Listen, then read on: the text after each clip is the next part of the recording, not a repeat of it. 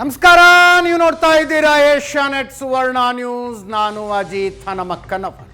ಈಗ ಈ ವಾರದ ನ್ಯೂಸ್ ಅವರ್ ಸ್ಪೆಷಲ್ನಲ್ಲಿ news person of the week ಇರ್ತಾರೆ, ಅಥವಾ news subject of the week ಬಗ್ಗೆ ಮಾತನಾಡುವುದಕ್ಕೆ ಒಬ್ಬ ಅತಿಥಿ ನಮ್ಮ ಜೊತೆಗಿರ್ತಾರೆ.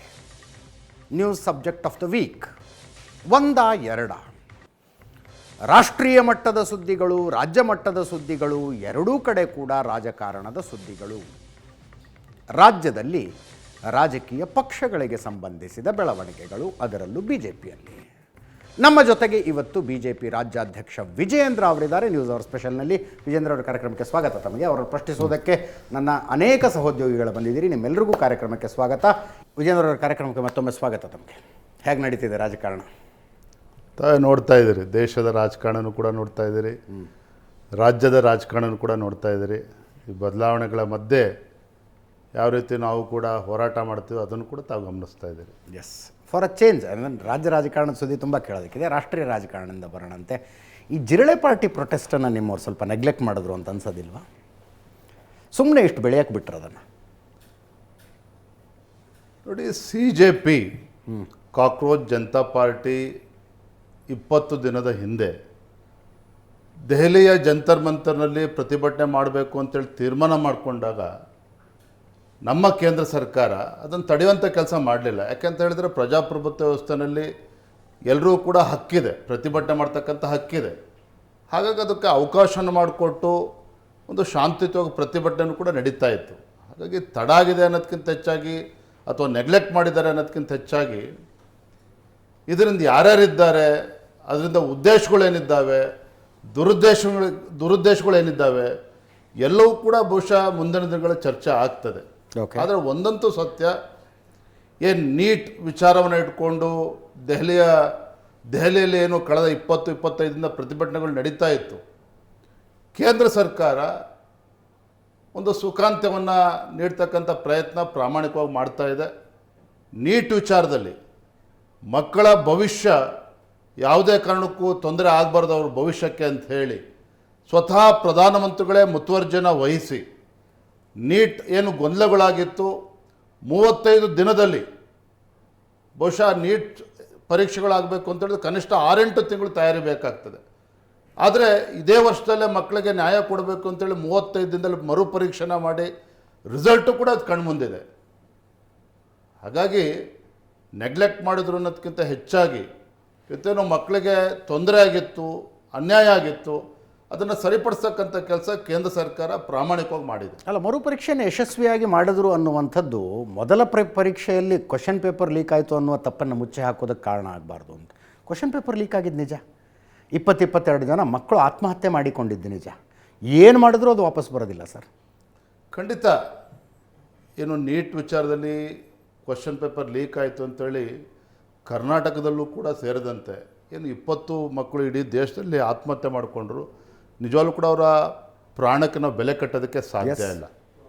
ಮತ್ತೊಂದು ಕಡೆ ಕೇಂದ್ರ ಸರ್ಕಾರ ತತ್ಕ್ಷಣ ಜಾಗೃತರಾಗಿ ಇದನ್ನು CBI ತನಿಖೆಗೆ ಕೊಟ್ಟು CBI SIT ಫಾರ್ಮೇಷನ್ ಮಾಡಿ 13-14 ಜನನ ಅರೆಸ್ಟು ಕೂಡ ಮಾಡಿ ಮುಂದೆ ಇದನ್ನು ಮರುಕಳಿಸಬಾರ್ದು. ಆ ನಿಟ್ಟಿನಲ್ಲಿ ಯಾವ್ಯಾವ ರೀತಿ ನಾವು ಕಾರ್ಯಪ್ರವೃತ್ತರಾಗಬೇಕು ಕೇಂದ್ರ ಸರ್ಕಾರ ಎಲ್ಲವನ್ನೂ ಕೂಡ ಮಾಡ್ತಾ ಇದೆ. ಯಾವುದೇ ಪ್ರಧಾನಮಂತ್ರಿಗಳಿಗಾಗಲಿ ಕೇಂದ್ರದ ಸಚಿವರಾಗಲಿ ಈ ರೀತಿ ಘಟನೆಗಳಾದಾಗ, ಅಥವಾ ಕ್ವಶನ್ ಪೇಪರ್ ಲೀಕ್ ಆದಾಗ, ಅಥವಾ 20 ಜನ ಮಕ್ಕಳು ಆತ್ಮಹತ್ಯೆ ಮಾಡಿಕೊಂಡಾಗ ಯಾರಿಗೂ ಕೂಡ ಸಂತೋಷ ಕೊಡ್ತಕ್ಕಂಥ ವಿಚಾರ ಅಲ್ಲ. ಖಂಡಿತ ಅದು ನೋವಿನ ಸಂಗತಿ. ಆದರೆ ಇದು ನಡುವೆನೂ ಕೂಡ ಯಾವ ರೀತಿ ನಾವು ಅದನ್ನು ಸರಿಪಡಿಸ್ತಕ್ಕಂಥ ಕೆಲಸ ಮಾಡಬೇಕು, ಕೇಂದ್ರ ಸರ್ಕಾರ ಅವತ್ತಿಂದನೇ ಜಾಗೃತವಾಗಿ ಮಾಡ್ತಾ ಇದೆ ಅದನ್ನು. ಈಗ ಈ ಸರ್ಕಾರ ನೋಡ್ತಾ ಇರೋ 3ನೇ ದೊಡ್ಡ ಆಂದೋಲನ ಇದು. ಒಂದು ರೈತ ಹೋರಾಟವನ್ನು ನೋಡಿದ್ರು. ಪಂಜಾಬ್ ಮತ್ತು ಹರಿಯಾಣದ ರೈತರು ದೊಡ್ಡ ಪ್ರಮಾಣದಲ್ಲಿ ಬಂದಿದ್ದಾಗಿತ್ತು. ಅಲ್ಲಿ ವೋಟ್ ಬೇಸ್ ಇರಲಿಲ್ಲ. ಯಾರು ಪ್ರತಿಭಟನೆ ಮಾಡೋದಕ್ಕೆ ಬಂದಿದ್ದಾರಲ್ಲ ಅವ್ರ ಪೈಕಿ ತಮ್ಮ ವೋಟ್ ಪರ್ಸೆಂಟೇಜ್ ಕಡಿಮೆ ಇತ್ತು. CAA NRCಯನ್ನು ವಿರೋಧಿಸಿ ನಡೆದ ಹೋರಾಟ, ಅವ್ರು ಯಾರು ನಿಮ್ಮ ವೋಟರ್ಸೇ ಅಲ್ಲ, ಎಷ್ಟು ಮಾಡ್ತಿರೋ ಮಾಡ್ಕೊಳ್ಳಿ ಅಂತ ಬಿಟ್ಟರು. ಆದರೆ ಇಲ್ಲಿ ಹೋರಾಟ ಮಾಡ್ತಾ ಇರುವಂಥ ಮಧ್ಯಮ ವರ್ಗ ಮತ್ತು ಕೆಳ ಮಧ್ಯಮ ವರ್ಗದ ಜನ ಇದ್ದಾರೆ. ನಿಮ್ಮ ಕೋರ್ ವೋಟ್ ಬ್ಯಾಂಕ್ ಸರ್ ಅದು. ನಿಮ್ಮ ಕೋರ್ ವೋಟ್ ಬ್ಯಾಂಕ್ ಬೀದಿಗೆ ಇಳಿದಾಗಲೂ ಕೂಡ ಒಂದು ಲೆಥಾರ್ಜಿ ತೋರಿಸಿದ್ರ ಅಂತ ಒಂದು ಪ್ರಶ್ನೆ. ಖಂಡಿತ ನಾನು ಅದನ್ನು ಒಪ್ಕೊಳ್ಳೋದಿಲ್ಲ. ದೆಹಲಿಯ ಜಂತರ್ ಮಂತರ್ನ ಪ್ರತಿಭಟನೆ ಮಾಡ್ತಾ ಇರ್ತ ಪ್ರತಿಯೊಬ್ಬರ ಮುಖನೂ ಕೂಡ ದೃಶ್ಯ ಮಾಧ್ಯಮಗಳನ್ನು ಗಮನಿಸ್ತಾ ಇದ್ದೆ. ಪ್ರತಿಭಟನೆ ಪ್ರಾರಂಭ ಆದ ಇನಿಷಿಯಲ್ ಡೇಸ್ 20 ದಿನದ ಕೆಳಗೆ ಯಾರು ವಿದ್ಯಾರ್ಥಿಗಳಿಗೆ ತೊಂದರೆ ಆಗಿತ್ತು ಅವರೆಲ್ಲರೂ ಬೀದಿಗಿಳಿದು ಅಲ್ಲಿ ಸತ್ಯಾಗ್ರಹದಲ್ಲಿದ್ದರು, ಧರಣಿದಲ್ಲಿದ್ದರು, ಹೋರಾಟವನ್ನು ಮಾಡ್ತಾಯಿದ್ರು. ಆದರೆ ಕಾಲಕ್ರಮೇಣ ಯಾರ ನೀಟಿಗೆ ಸಂಬಂಧ ಇಲ್ಲದೆ ಇದ್ದರೂ ಕೂಡ ಅಲ್ಲಿ ಬಂದು ಆ ಪ್ರತಿಭಟನೆಯಲ್ಲಿ ಭಾಗವಹಿಸ್ತಾ ಇರ್ತಕ್ಕಂಥ ಮುಖಗಳು ಕೂಡ ಕಾಣ್ತಾ ಇತ್ತು. ಪೊಲೀಸರ ಮೇಲೆ ಯಾವ ರೀತಿ ಹಲ್ಲೆ ಮಾಡ್ತಾಯಿದ್ರು, ಬಹುಶಃ ನೀಟ್ ವಿದ್ಯಾರ್ಥಿಗಳಾಗಲಿ ಅಥವಾ ಯಾರೇ ವಿದ್ಯಾರ್ಥಿಗಳನ್ನ ಮಾಡೋದಕ್ಕೆ ಸಾಧ್ಯನೇ ಇಲ್ಲ ಅಂದೆ. ಈ ರೀತಿ ಒಂದು ಪೊಲೀಸ್ ವ್ಯವಸ್ಥೆನೇ ಬೆದರಿಸ್ತಕ್ಕಂಥ ಕೆಲಸ ಏನಾಯಿತು, ಅದು ವಿದ್ಯಾರ್ಥಿನಿಗಳು ಮಾಡೋಕ್ಕೆ ಸಾಧ್ಯನಾಗಾದರೆ ಎಲ್ಲೋ ಒಂದು ಕಡೆ ಇಂಥ ಸಂದರ್ಭದಲ್ಲಿ ಅದನ್ನು ದುರುಪಯೋಗ ಪಡಿಸ್ಕೊಂಡು ಇಡೀ ಒಂದು ವ್ಯವಸ್ಥೆನ ಬುಡಮೇಲೆ ಮಾಡ್ತಕ್ಕಂಥ ಕೆಲಸ, ಆ ಷಡ್ಯಂತ್ರವು ಕೂಡ ನಡೆದಿರ್ತಕ್ಕಂಥದ್ದು ಮೇಲ್ನೋಟಕ್ಕೆ ಕಾಣ್ತಾ ಇದೆ. ಓಕೆ, ಪ್ರಧಾನಮಂತ್ರಿಗಳ ಮನೆ ಮುಂದೆ ಕಾಂಗ್ರೆಸ್ ನಾಯಕರುಗಳ ಪ್ರತಿಭಟನೆ ಮಾಡಿದ್ರು. ಅದನ್ನು ವಿರೋಧಿಸಿ ತಮ್ಮವರು KPCC ಕಚೇರಿಗೆ ಮುತ್ತಿಗೆ ಹಾಕ್ತೀವಿ ಅಂತ ಹೊರಟರು. ಮೊಟ್ಟೆಯಲ್ಲಿ ಹೊಡೆದಿದ್ದೆಲ್ಲ ಆಯಿತು. ಇದೊಂದು ಬ್ಯಾಡ್ ಪೊಲಿಟಿಕಲ್ ಕಲ್ಚರ್ ಆರಂಭ ಅಲ್ವಾ ಇದು? KPCC ಅಧ್ಯಕ್ಷರು ಹೇಳ್ತಾರೆ, ಇದು ಕೊಡಗಿನಲ್ಲಿ ಸಿದ್ದರಾಮಯ್ಯನವರ ಮೇಲೆ ಮೊಟ್ಟೆ ಎಸೆದಿರಲಿಲ್ವೇನ್ರಿ, ಶುರು ಯಾರು ಮಾಡಿದ್ರು ಇದನ್ನು ಅಂತ. ಇದು ಎಲ್ಲಿದ್ದು ಸರ್ ಇದು ಮೊಟ್ಟೆ ಎಸೆದೆ ಅದು ಮಾಡದೆ ಪ್ರತಿಭಟನೆಯಲ್ಲಿ ಅನ್ನೋದು? ಕಳೆದ 3 ವರ್ಷದಲ್ಲಿ ಇದೇ ಕಾಂಗ್ರೆಸ್ ಪಾರ್ಟಿ ಎಷ್ಟು ಬಾರಿ ನಮ್ಮ ಭಾರತೀಯ ಜನತಾ ಪಾರ್ಟಿಯ ಕಚೇರಿ ಜಗನ್ನಾಥ ಭವನಕ್ಕೆ ಎಷ್ಟು ಬಾರಿ ಮುತ್ತಿಗೆ ಹಾಕ್ತಕ್ಕಂಥ ಪ್ರಯತ್ನ ಮಾಡಿದ್ದಾರೆ ತಾವು ನೋಡಿ. ಅದ್ರ ಬದಲಾಗಿ ಭಾರತೀಯ ಜನತಾ ಪಾರ್ಟಿ ಮೊದಲ ಬಾರಿಗೆ ಎಲ್ಲೋಗಿದ್ರು ರಾಹುಲ್ ಗಾಂಧಿಯವರು ಕಳೆದ 20 ದಿನ ಇದೇ ನೀಟ್ ವಿಚಾರದಲ್ಲಿ 20 ದಿನದಿಂದ ದೆಹಲಿಯಲ್ಲಿ ಪ್ರತಿಭಟನೆ ಮಾಡ್ತಾ ಇದ್ದರೆ, ವಿದೇಶದಲ್ಲಿ ಮೋಜು ಮಾಡ್ತಾ ಇದ್ದಕ್ಕಂಥ ರಾಹುಲ್ ಗಾಂಧಿ ರಾತ್ರೋರಾತ್ರಿ ಬಂದು ಪ್ರಧಾನಮಂತ್ರಿಗಳ ಮನೆ ಮುಂದೆ ಹೋಗಿ ನಾಟಕ ಮಾಡ್ತಕ್ಕಂಥ ಅವಶ್ಯಕತೆ ಏನಿತ್ತು ಅವರಿಗೆ? ನೀಟ್ ವಿದ್ಯಾರ್ಥಿಗಳ ಬಗ್ಗೆ ಪ್ರಾಮಾಣಿಕವಾದಂಥ ಕಳಕಳಿ ರಾಹುಲ್ ಗಾಂಧಿಗೆ ಇದ್ದಿದ್ದೇ ಆಗಿದ್ದರೆ ವಿದೇಶ ಪ್ರವಾಸದಿಂದ ತತ್ಕ್ಷಣ ಬರಬೇಕಾಗಿತ್ತು, ಆ ಹೋರಾಟದಲ್ಲಿ ಭಾಗವಹಿಸಬೇಕಾಗಿತ್ತು. ಅದನ್ಯಾವುದನ್ನು ಕೂಡ ಮಾಡ್ದೇನೆ ಮೋಜ್ ಮಸ್ತಿಯಲ್ಲಿ ಇದ್ಕೊಂಡು ಎಲ್ಲ ವಿದೇಶ ಪ್ರವಾಸನ ಮುಗಿಸ್ಕೊಂಡು ಬಂದು ದೆಹಲಿಗೆ ಬಂದು 4 ದಿನ ರೆಸ್ಟ್ ತೊಗೊಂಡು ಆಮೇಲೆ ಬಂದು ಅಲ್ಲಿ ಪ್ರಧಾನಮಂತ್ರಿಗಳ ಮನೆ ಮುಂದೆ ಬಂದು ನಾಟಕ ಮಾಡ್ತೇನೆ ಅಂತ ಹೇಳಿದ್ರೆ ಇದು ನೋಡ್ಕೊಂಡು ನಾವು ಸುಮ್ಮನೆ ಕೂರೋದಕ್ಕಾಗ್ತದೆ? ಹಾಗಾದರೆ ಅಂದರೆ ಅಷ್ಟು ದೊಡ್ಡ ಸಂಖ್ಯೆಯಲ್ಲಿ ವಿದ್ಯಾರ್ಥಿಗಳ ಪ್ರತಿಭಟನೆ ನಡೆಸ್ತಾ ಇದ್ರು, ವಿರೋಧ ಪಕ್ಷದವ್ರು ಏನೂ ಮಾಡಬಾರ್ದು, ಸುಮ್ಮನೆ ಇದ್ದು ಬಿಡ್ಬೋದು. ಮಾಡಬೇಕ್ರಿ. ಯಾವುದೇ ವಿಚಾರದಲ್ಲಿ ಏನೇ ಸರ್ಕಾರದ ಕಡೆಯಿಂದ ತಪ್ಪಾಗಿದ್ದರೆ ಪ್ರಜಾಪ್ರಭುತ್ವ ವ್ಯವಸ್ಥೆಯಲ್ಲಿ ಆಡಳಿತ ಪಕ್ಷಕ್ಕೆ ಎಷ್ಟು ಜವಾಬ್ದಾರಿ ಇದೆ, ವಿರೋಧ ಪಕ್ಷಕ್ಕೆ ಇನ್ನೂ ಹೆಚ್ಚು ಜವಾಬ್ದಾರಿ ಇದೆ. ಆದರೆ ಎಲ್ಲೋಗಿದ್ರಾಗಾರ 20 ದಿನ ಹಾಗಾದರೆ ನೀಟ್ ಬಗ್ಗೆ ಯಾವತ್ತು ಧ್ವನಿ ಎತ್ತಿದ್ರು ರಾಹುಲ್ ಗಾಂಧಿ ಅವರು? ಹಾಗಾದರೆ ಸಾವಿರಾರು ಸಂಖ್ಯೆಯಲ್ಲಿ ವಿದ್ಯಾರ್ಥಿ ಬಂದು ಪ್ರತಿಭಟನೆ ಮಾಡ್ತಾ ಇದ್ದಾರೆ ಅಂತ ಹೇಳಿದ್ಮೇಲೆ ಅದರಲ್ಲಿ ತಮ್ಮ ರಾಜಕೀಯ ಬೆಳೆ ಬೇಯಿಸ್ಕೋಬೇಕು ಅಂತೇಳಿ ಆಮೇಲೆ ಏನು ರಾಹುಲ್ ಗಾಂಧಿಯವರು ಒಂದು ಪ್ರಯತ್ನ ಮಾಡಿದರು. ಅಷ್ಟೇ ಬಿಟ್ಟರೆ ಅವ್ರಿಗೆಲ್ಲಿದೆ ಪ್ರಾಮಾಣಿಕವಾಗಿರ್ತಕ್ಕಂಥ ಕಳಕಳಿ ಆಗಿದ್ರೆ? ಮತ್ತು ಸದನದಲ್ಲಿ ಯಾಕೆ ಮಾತಾಡದೆ ಓಡೋಗ್ತಕ್ಕಂಥ ಪ್ರಯತ್ನ ಮಾಡ್ತಾ ಇದ್ದಾರೆ? ಅದೇ ವಾಂಗ್ಚುಕ್ ಅವರು ಈಗಾಗಲೇ ನೆನ್ನೆ ದಿನ ತಾವು ನೋಡಿದಿರಿ, ನಾವು ಉಪವಾಸ ಸತ್ಯಾಗ್ರಹದಿಂದ ಹಿಂದೆ ತೆಗೆದುಕೊಳ್ತೇನೆ ಅನ್ನುವ ಮಾತನ್ನು ಭರವಸೆಯನ್ನು ಕೊಟ್ಟಾಗಿದೆ, ಹಿಂದೆ ಬಂದಾಗಿದೆ. ಈಗಲಾದರೂ ಕೂತ್ಕೊಂಡು ಸದನದಲ್ಲಿ ಚರ್ಚೆ ಮಾಡಬೇಕಲ್ಲ. ಹಾಗಾದರೆ ಕೇಂದ್ರ ಸರ್ಕಾರ ನಡ್ಡಾಜಿಯವರು ಪದೇ ಹೇಳ್ತಾ ಇದ್ದಾರೆ, ಪಾರ್ಲಿಮೆಂಟ್ಗಿಂತ ಅವ್ರಿಗೆ ವೇದಿಕೆ ಬೇಕಾಗಾದರೆ ರಾಹುಲ್ ಗಾಂಧಿಗಾಗಲಿ ಕಾಂಗ್ರೆಸ್ ಪಾರ್ಟಿಗಾಗಲಿ ವಿರೋಧ ಪಕ್ಷಗಳಿಗಾಗಲಿ ನಿಜವಾಗ್ಲೂ ಕೂಡ ಆ ವಿದ್ಯಾರ್ಥಿಗಳ ಭವಿಷ್ಯವನ್ನು ಕಟ್ಟುವಂಥ ಕೆಲಸ ಆಗಬೇಕು ಅನ್ನೋದಾದರೆ ಸದನದಲ್ಲಿ ಚರ್ಚೆ ಮಾಡಲಿ. ಸದನ ನಡಿಬೇಕಾದ್ರೆ ಬೀದಿಲಿ ಇಳಿತಕ್ಕಂಥದ್ದು, ಬೀದಿಲಿದ್ದಾಗ ನಾವು ಸದನದಲ್ಲಿ ಮಾತನಾಡ್ತೇವೆ ಅಂತಕ್ಕಂಥದ್ದು ಇದು ಪಲಾಯನವಾದವೇ ಹೊರತು ಇವರು ಯಾವುದೇ ಒಂದು ಪ್ರಾಮಾಣಿಕವಾಗಿರ್ತಕ್ಕಂಥ ಕಳಕಳಿ ಇವತ್ತು ರಾಹುಲ್ ಗಾಂಧಿಗೆ ಕಾಂಗ್ರೆಸ್ ಪಾರ್ಟಿಗೆ ಇಲ್ಲ ಅಂತಕ್ಕಂಥದ್ದು ಸ್ಪಷ್ಟ. ವಿದ್ಯಾರ್ಥಿಗಳ ಪ್ರತಿಭಟನೆ ಮಾಡ್ತಾ ಇದ್ರು, ತಡವಾಗಿ ಬಂದರು. ಅದೇ ಕ್ರೈಟೀರಿಯಾ ನಿಮಗೆ ಅಪ್ಲೈ ಮಾಡಿದರೆ 1.5 ವರ್ಷದಿಂದ ಬಿಡದಿಲ್ಲ ರೈತರು ಪ್ರತಿಭಟನೆ ಮಾಡ್ತಾ ಇದ್ರು. ಅವರ ಪ್ರತಿಭಟನೆಯಾಗಿ JDSನವ್ರು ಹೋಗಿ ಬೆಂಬಲ ಕೊಟ್ಟು ರೈತರು JMC ಸರ್ವೆ ಮಾಡೋಕ್ಕೆ ಬಂದವ್ರನ್ನ ಪೊರಕೆಯಲ್ಲಿ ಹೊಡೆದ ಮೇಲೆ ನೀವು ಬಂದ್ರಿ ಸರ್ ಫ್ರೀಡಮ್ ಪಾರ್ಕಿಗೆ ಪ್ರತಿಭಟನೆ ಮಾಡೋದು. ಅದಾಗಕ್ಕೂ ಮುಂಚೆನೇ ವಿರೋಧ ಪಕ್ಷವಾಗಿ ಕರ್ನಾಟಕದಲ್ಲೂ ತಮ್ಮ ಜವಾಬ್ದಾರಿ ಇತ್ತು. ನಾನು ಮಾನ್ಯ ವಿರೋಧ ಪಕ್ಷದ ನಾಯಕರು ಆ ಪರ್ಕೆನಲ್ಲಿ ಏನು ಅಧಿಕಾರಿಗಳಿಗೆ ಬೆದರಿಸಿ ಕಳಿಸ್ತಕ್ಕಂಥ ಘಟನೆ ಆಯಿತು, ಅದಕ್ಕೆ ಮುಂಚಿತವಾಗಿ ನಾನು ಅಶೋಕ್ ಅವ್ರು ಹೋಗಿದ್ದೇವೆ, ಚಲವಾದಿ ನಾರಾಯಣ ಸ್ವಾಮಿ ಅವರೆಲ್ಲ ರೈತರು ಅಲ್ಲಿ ಜಮೀನಿಗೆ ಭೇಟಿಯನ್ನು ಕೊಟ್ಟಿದ್ದೇವೆ, ರೈತರನ್ನ ಮಾತಾಡಿಸಿದ್ದೇವೆ. ನಾವು ಸದನ ಇನ್ನೇನು 6ನೇ ತಾರೀಕು ಪ್ರಾರಂಭ ಆಗ್ತದೆ ಅಂತೇಳಿ ಸದನದಲ್ಲಿ ಎಲ್ಲವೂ ಕೂಡ ಸಮಗ್ರ ಚರ್ಚೆ ಮಾಡಬೇಕು, ಯಾವುದೇ ಕಾರಣಕ್ಕೂ ಅವಕಾಶ ಕೊಡಬಾರ್ದು ಅಂತೇಳಿ ಸದನದಲ್ಲಿ ಮಾತನಾಡಬೇಕು ನಾವು ಕಾಯ್ತಾ ಇದ್ವಿ. ತಾವೇ ನೋಡ್ತಿದ್ರಿ, DK ಶಿವಕುಮಾರ್ ಅವರು ಮುಖ್ಯಮಂತ್ರಿ ಆದಮೇಲೆ ಮಂತ್ರಿಮಂಡಲದ ವಿಸ್ತರಣೆನೂ ಇಲ್ಲ. ಇಂಥ ಬರದ ಸಂದರ್ಭದಲ್ಲಿ ಇವತ್ತು ಅಧಿವೇಶನ ಕೂಡ ಮುನ್ನೋಡ್ತಾ ಇರ್ತಕ್ಕಂಥ ತಾವೇ ನೋಡ್ತಾ ಇದ್ದೀರಿ. ಇವತ್ತು ಅದರ ಅರ್ಥ ಬಿಡದಿ ವಿಚಾರದಲ್ಲಿ ರೈತರ ವಿಚಾರದಲ್ಲಿ ಭಾರತೀಯ ಜನತಾ ಪಾರ್ಟಿ ಪಲಾಯನವಾದ ಮಾಡಿದೆ ಅಂತಲ್ಲ. ಅದು ಬಿಡದಿಲಿರ್ತಕ್ಕಂಥ ರೈತರು ಇರ್ಬೋದು, ಕಲಬುರಗಿಲಿರ್ತಕ್ಕಂಥ ರೈತರು ಇರ್ಬೋದು, ಭಾರತೀಯ ಜನತಾ ಪಾರ್ಟಿ ಯಾವತ್ತೂ ಕೂಡ ರೈತರ ಪರವಾಗಿ ನಾವು ಹೋರಾಟವನ್ನು ಮಾಡಿದ್ದೇವೆ, ಬೀದಿಗಿಳಿದು ಹೋರಾಟವನ್ನು ಪ್ರತಿಭಟನೆ ಮಾಡಿದ್ದೇವೆ. ಎಸ್, ಒಂದೆರಡು ಪ್ರಶ್ನೆ ತಗೋತೀನಿ. ಆ್ಯಕ್ಚುಲಿ ಅದನ್ನೇ ಕಂಟಿನ್ಯೂ ಮಾಡ್ತೀನಿ ಸರ್. ಈಗ ರಾಜ್ಯದಲ್ಲಿ ಮೈತ್ರಿ ಸಮನ್ವಯತೆ ಇದೆಯಾ ಸರ್ ಮೈತ್ರಿಯಲ್ಲಿ? ಯಾಕೆ ಅಂತಂದರೆ ನೋಡಿ, ಬಿಡದಿ ವಿಚಾರ ಬಂತು ಅಂತಂದಾಗ JDS ಶುರು ಮಾಡುತ್ತೆ, ಆಮೇಲೆ BJP ಅವರು ಹೋಗಿ ಅವ್ರ ಜೊತೆ ಸೇರ್ತೀರಿ. ಆಮೇಲೆ ಇವರೊಂದು ಪಾದಯಾತ್ರೆ ಘೋಷಣೆ ಮಾಡ್ತಾರೆ, ಅದಾದ್ಮೇಲೆ ನಾವು ಪಾದಯಾತ್ರೆ ಮಾಡ್ತೀವಿ ನೀವು ಪಾದಯಾತ್ರೆ ಘೋಷಣೆ ಮಾಡ್ತೀರಿ. SIR ವಿಚಾರ ಅಂತ ಬಂದಾಗ ಕುಮಾರಸ್ವಾಮಿ ಅವರು ಫಸ್ಟ್ ಪ್ರೆಸ್ ಮೀಟ್ ಮಾಡಿ ಆ ವಿಡಿಯೋಗಳನ್ನ ಅವ್ರ ಕಲ್ಯಾಣ ಮಂಟಪದಲ್ಲಿ ಮಸೀದಿಗಳಲ್ಲಿ ಕೂತ್ಕೊಂಡು ಸಾಮೂಹಿಕವಾಗಿ SIR ಮಾಡ್ತಾ ಇದ್ದಂಥ ವಿಚಾರನ ಅವರು ಫಸ್ಟ್ ಶುರು ಮಾಡ್ತಾರೆ. ಆಮೇಲೆ BJP ನಾಯಕರು ಪ್ರೆಸ್ ಮೀಟ್ ಮಾಡ್ತೀರಿ. ಅಂದರೆ ಮೈತ್ರಿಯಲ್ಲಿ ಸಮನ್ವಯತೆ ನಿಜವಾಗ್ಲೂ ಇದೆಯಾ ಅಥವಾ JDSನ ಫಾಲೋ ಮಾಡ್ತಾ ಇದ್ದೀರಾ ಅಂತ? ಪ್ರತಿಭಟನೆ BJP JDS ಒಟ್ಟಿಗೆ ಮಾಡಬೇಕು ಅಂತೇನಿಲ್ಲ. ಅನೇಕ ಹೋರಾಟಗಳನ್ನು ನಾವು ಪ್ರತ್ಯೇಕವಾಗಿ ಕೂಡ ಮಾಡಿದ್ದೇವೆ. ಬೆಂಗಳೂರಿಂದ ಮೈಸೂರು ಪಾದಯಾತ್ರೆ ಒಟ್ಟಿಗೂ ಕೂಡ ಮಾಡಿದ್ದೇವೆ. ನಮ್ಮದೊಂದು ರಾಷ್ಟ್ರೀಯ ಪಕ್ಷ, ಕೆಲವು ವಿಚಾರಗಳು ನಮ್ಮದೇ ಆದಂಥ ವಿಚಾರಗಳು ಇರ್ತವೆ. ಹಾಗಾಗಿ ಎಲ್ಲವೂ ಕೂಡ ನಾವು NDA ಪಾರ್ಟ್ನರ್ ಅಂತೇಳಿ ಎಲ್ಲ ಹೋರಾಟಗಳು ಒಟ್ಟಿಗೆ ಮಾಡಬೇಕು ಅಂತೇನಿಲ್ಲ. ನಾವು ನಮ್ಮ ಕೋರ್ ಕಮಿಟಿಯಲ್ಲಿ ಕೂತ್ಕೊಂಡು ಯಾವ ಹೋರಾಟವನ್ನು ಕೈಗೆತ್ಕೊಳ್ಬೇಕು, ಯಾವುದನ್ನು ಅವ್ರನ್ನ ಜೋಡಿಸ್ಕೋಬೇಕು, ಅವರು ಕೂಡ ಅದನ್ನು ಚರ್ಚೆ ಮಾಡ್ತಾರೆ, ನಾವು ಕೂಡ ಚರ್ಚೆ ಮಾಡ್ತೇವೆ. ಅವ್ರು ಮೊದಲು ಬಿಡದಿ ವಿಚಾರವನ್ನು ತೆಗೆದುಕೊಂಡ್ರು, ಆಮೇಲೆ ನಾವು ತೆಗೆದುಕೊಂಡ್ವಿ. ಅವ್ರು ಫಸ್ಟು ಹೋರಾಟ ಮಾಡ್ತಾರೆ, ಆಮೇಲೆ ನಾವು ಪಾದಯಾತ್ರೆ ಘೋಷಣೆ ಮಾಡಿದ್ವಿ. ಅಂದ ಮಾತ್ರಕ್ಕೆ ನಮ್ಮ ಮಧ್ಯೆ ಸಂಬಂಧಗಳು ಹಳಿಸಿದೆ ಅಂತೇನಿಲ್ಲ. ಇರ್ತದೆ, ಒಂದು ಅಲಯನ್ಸ್ ಅಂದಮೇಲೆ ಇವೆಲ್ಲ ಸಮಸ್ಯೆಗಳು ಇರ್ತದೆ, ಹೊಂದಾಣಿಕೆ ಮಾಡ್ತಕ್ಕಂಥ ವಿಚಾರಗಳು ಕೂಡ ಇರ್ತದೆ. ನಾನೇ ಸ್ವತಃ ಕುಮಾರಸ್ವಾಮಿ ಅವ್ರನ್ನ 10 ದಿನದ ಕೆಳಗೆ ಭೇಟಿಯನ್ನು ಮಾಡಿ, ಹಿಂದೂ ಕೂಡ ಹೇಳಿದ್ದೆ ನಾನು ಒಂದು ಸಮನ್ವಯ ಸಮಿತಿ ಆಗಬೇಕು ಅಂತೇಳಿ. ಮೊನ್ನೆನೂ ಕೂಡ ನಾನು ಭೇಟಿಯನ್ನು ಮಾಡಿ ನಮ್ಮ ಪಕ್ಷದಿಂದ ನಾನು, ನಮ್ಮ ವಿರೋಧ ಪಕ್ಷದ ನಾಯಕರಾಗಿರ್ತಕ್ಕಂಥ R. ಅಶೋಕ್ ಅವರು, ಪ್ರಹ್ಲಾದ್ ಜೋಶಿ ಅವರು ಇರ್ತಾರೆ, ತಮ್ಮ ಕಡೆಯಿಂದನೂ ಕೂಡ 3 ಜನ ಇರಲಿ, ತಾವು ಕೂಡ ಇರಲೇಬೇಕು ಮಾನ್ಯ ಕುಮಾರಸ್ವಾಮಿ ಅವರೇ ಅಂತೇಳಿ ನಾವು ವಿನಂತಿಯನ್ನು ಕೂಡ ಮಾಡಿದ್ದೇನೆ. ಸದ್ಯದರಲ್ಲೇ ಅದನ್ನು ಫೈನಲೈಸ್ ಮಾಡ್ತೇವೆ ನಾವು. ಸರ್, ಕಾಂಗ್ರೆಸ್ನಲ್ಲಿ ಬಹಳ ದೊಡ್ಡ ಗೊಂದಲಗಳಿತ್ತು ಸರ್. ಅಂದರೆ ಅಷ್ಟು ದೊಡ್ಡ ಪಾರ್ಟಿ ಆದರೂ ಕೂಡ ಮುಖ್ಯಮಂತ್ರಿ ಸ್ಥಾನದ ಬಗ್ಗೆ ಗೊಂದಲ ಇತ್ತು. ಅಧಿಕಾರದಲ್ಲಿ ನೋಡಿ ಮೂಡ ವಿಚಾರ ಇತ್ತು, ಈಗ SIR ವಿಚಾರದವರೆಗೂ ಇರೋದು ಎಷ್ಟು ಗೊಂದಲಗಳಿತ್ತು. BJP ಮತ್ತು JDS ಎರಡು ಪಾರ್ಟಿಗಳು ಸೇರಿ ಕೂಡ ಅದನ್ನು ಸಮರ್ಥವಾಗಿ ಎದುರಿಸ್ತಾ ಇದ್ದೀರಾ ಅಂತ ಅನ್ನಿಸ್ತಾ ಇದೆಯಾ ಸರ್? ಆ ಥರ ಅನ್ನಿಸ್ತಾ ಇಲ್ವಾ ಅಂತ? ಬೆಂಗಳೂರು ಮೈಸೂರು ಏನು ಪಾದಯಾತ್ರೆ ನಾವು ಕೈಗೆತ್ಕೊಂಡ್ವಿ. ನನಗಂತೂ 100ಕ್ಕೆ 100 ನಮ್ಮ ಹೋರಾಟದ ಬಗ್ಗೆ ನನಗೆ ಸಂಪೂರ್ಣವಾಗಿರ್ತಕ್ಕಂಥ ತೃಪ್ತಿ ಇದೆ. ಯಾಕೆ ಅಂತ ಹೇಳಿದ್ರೆ, ಸಿದ್ದರಾಮಯ್ಯನವರು ಅಂತ ಹೇಳಿದ್ರೆ ಭ್ರಷ್ಟಾಚಾರ ರಹಿತ ಆಡಳಿತ ನೀಡ್ತೇವೆ ಅಂತೇಳಿ ಭಾಷಣ ಬಿಗಿತಾಯಿದ್ರು. ಆದರೆ ಅದೇ ಸಿದ್ದರಾಮಯ್ಯನವ್ರ ಕುಟುಂಬ ಯಾವ ರೀತಿ ಮೂಢ ಹಗರಣದಲ್ಲಿ ವಿಲಿ ಒದ್ದಾಡ್ತಕ್ಕಂಥ ಪರಿಸ್ಥಿತಿ ನಿರ್ಮಾಣ ಆಯಿತು. ನನ್ನನ್ನು ತೇಜೋವಧ ಮಾಡೋದಕ್ಕೋಸ್ಕರ ನನ್ನ ಮೇಲೆ ಆರೋಪ ಮಾಡ್ತಾ ಇದ್ದಾರೆ ಅಂತೇಳಿ ಇದೇ ಮುಖ್ಯಮಂತ್ರಿಗಳು ಸಿದ್ದರಾಮಯ್ಯರು ಸದನದಲ್ಲಿ ಮಾತನಾಡಿದರು. ಆದರೆ ಅದೇ ಮುಖ್ಯಮಂತ್ರಿಗಳು 14 ನಿವೇಶನವನ್ನು ಹಿಂದಿರಿಸ್ತಕ್ಕಂಥ ಉದಾಹರಣೆನೂ ನಮ್ಮ ಕಣ್ಣು ಮುಂದಿದೆ.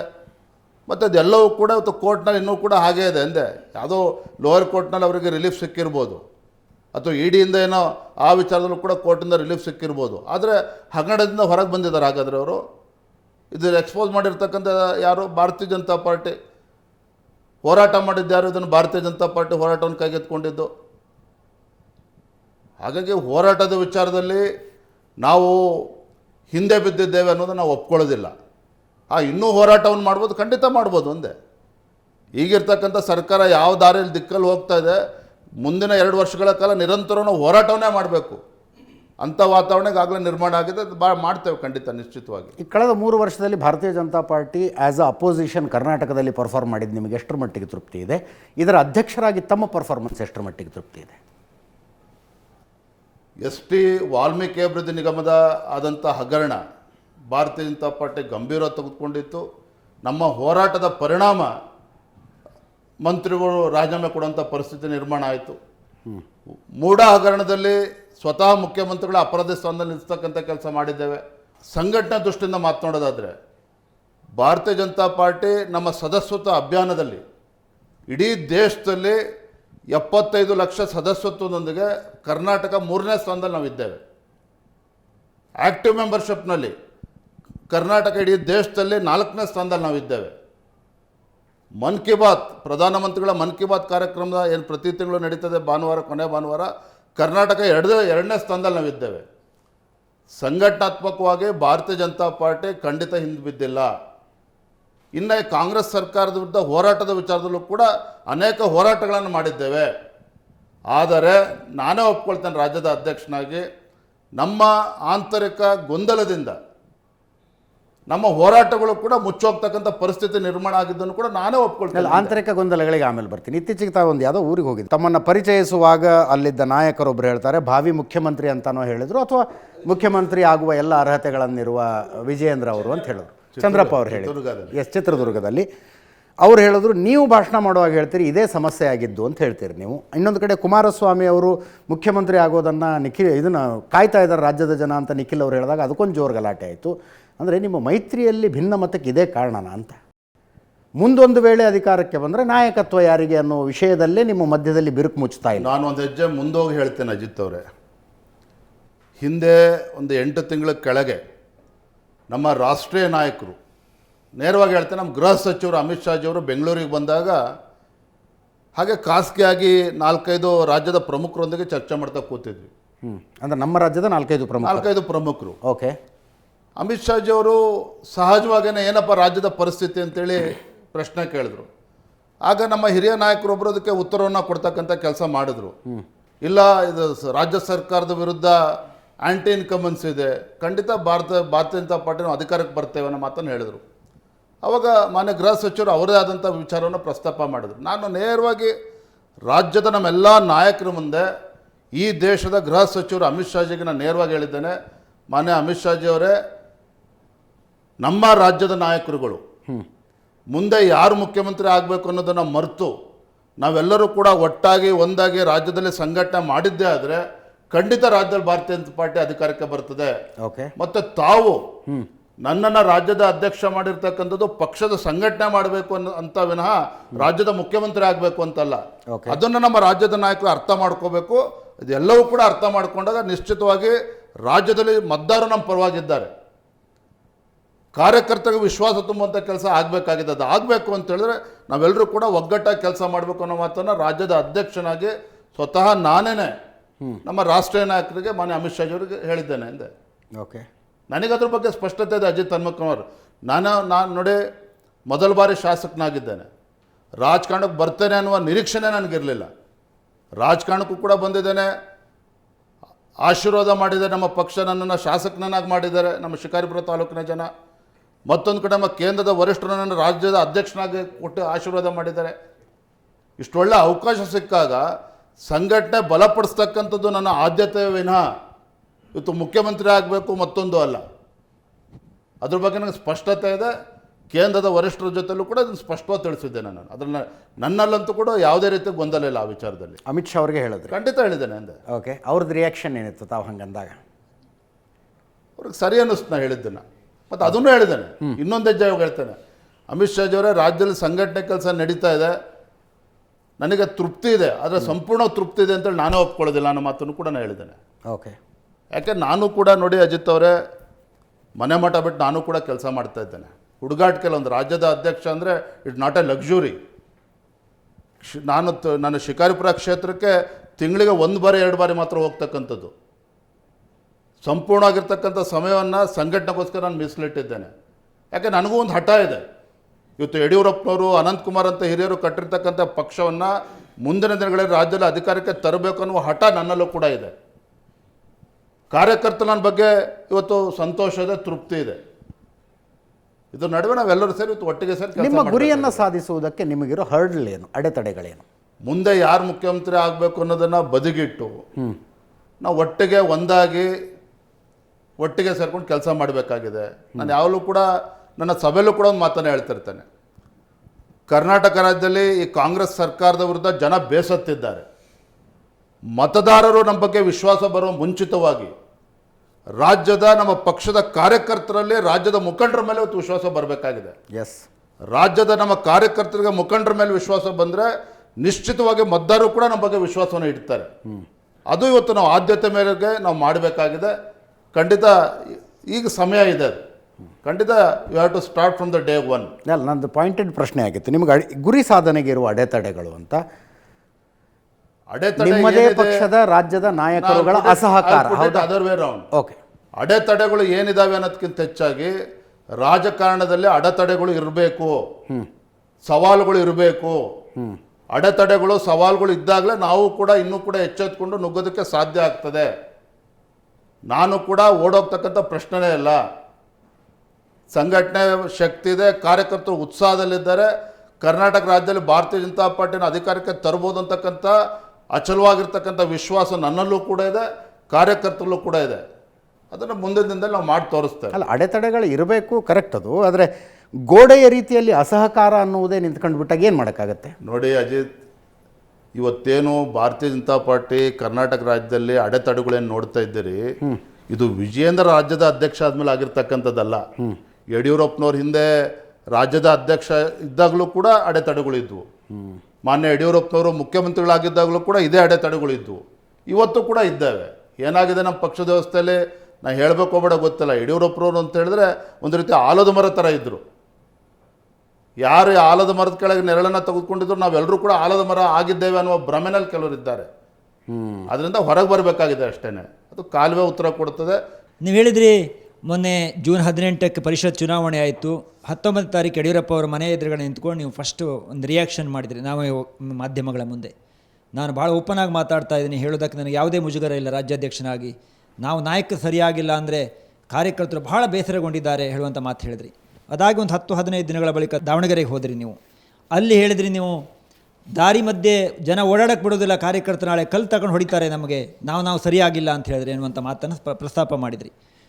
ವಿಜೇಂದ್ರ ಅವರು, ನೀವು ಈಗ ಹೇಳ್ತಾ ಇರುವ ಈ 2 ಶಬ್ದಗಳೇನಿದೆ ಅಥವಾ 2 ಹೇಳಿಕೆಗಳೇನಿದೆ, ಈ ಒಂದು ರಾಜ್ಯಾಧ್ಯಕ್ಷನಾಗಿ ನಂದು ಮಾತ್ರ ತಪ್ಪಿಲ್ಲ, ನನ್ನ ಜೊತೆಗೆ ಮಾಡಿರುವ ಹಿರಿಯರೆಲ್ಲರೂ ಸಹಕಾರ ಕೊಡ್ತಾ ಇಲ್ಲ ಹೇಳುವ ಸಂದೇಶವನ್ನು ನೀವು ಹೈಕಮಾಂಡ್ ಕೊಡ್ತಾ ಇದ್ರು, ಅಥವಾ ರಾಜ್ಯಾಧ್ಯಕ್ಷರಾಗಿ ಕಳೆದ 3 ವರ್ಷಗಳ ಹತ್ತತ್ರ 3 ವರ್ಷಗಳ ಸಂದರ್ಭದಲ್ಲಿ ನಾನು ಬಹಳ ಅಸಹಾಯಕನಾಗಿದ್ದೀನಿ ಹೇಳುವಂಥ ಮಾತನ್ನು ಕಾರ್ಯಕರ್ತರ ಮುಂದೆ ಹೇಳ್ಕೊಳ್ತಾ ಇದ್ರು?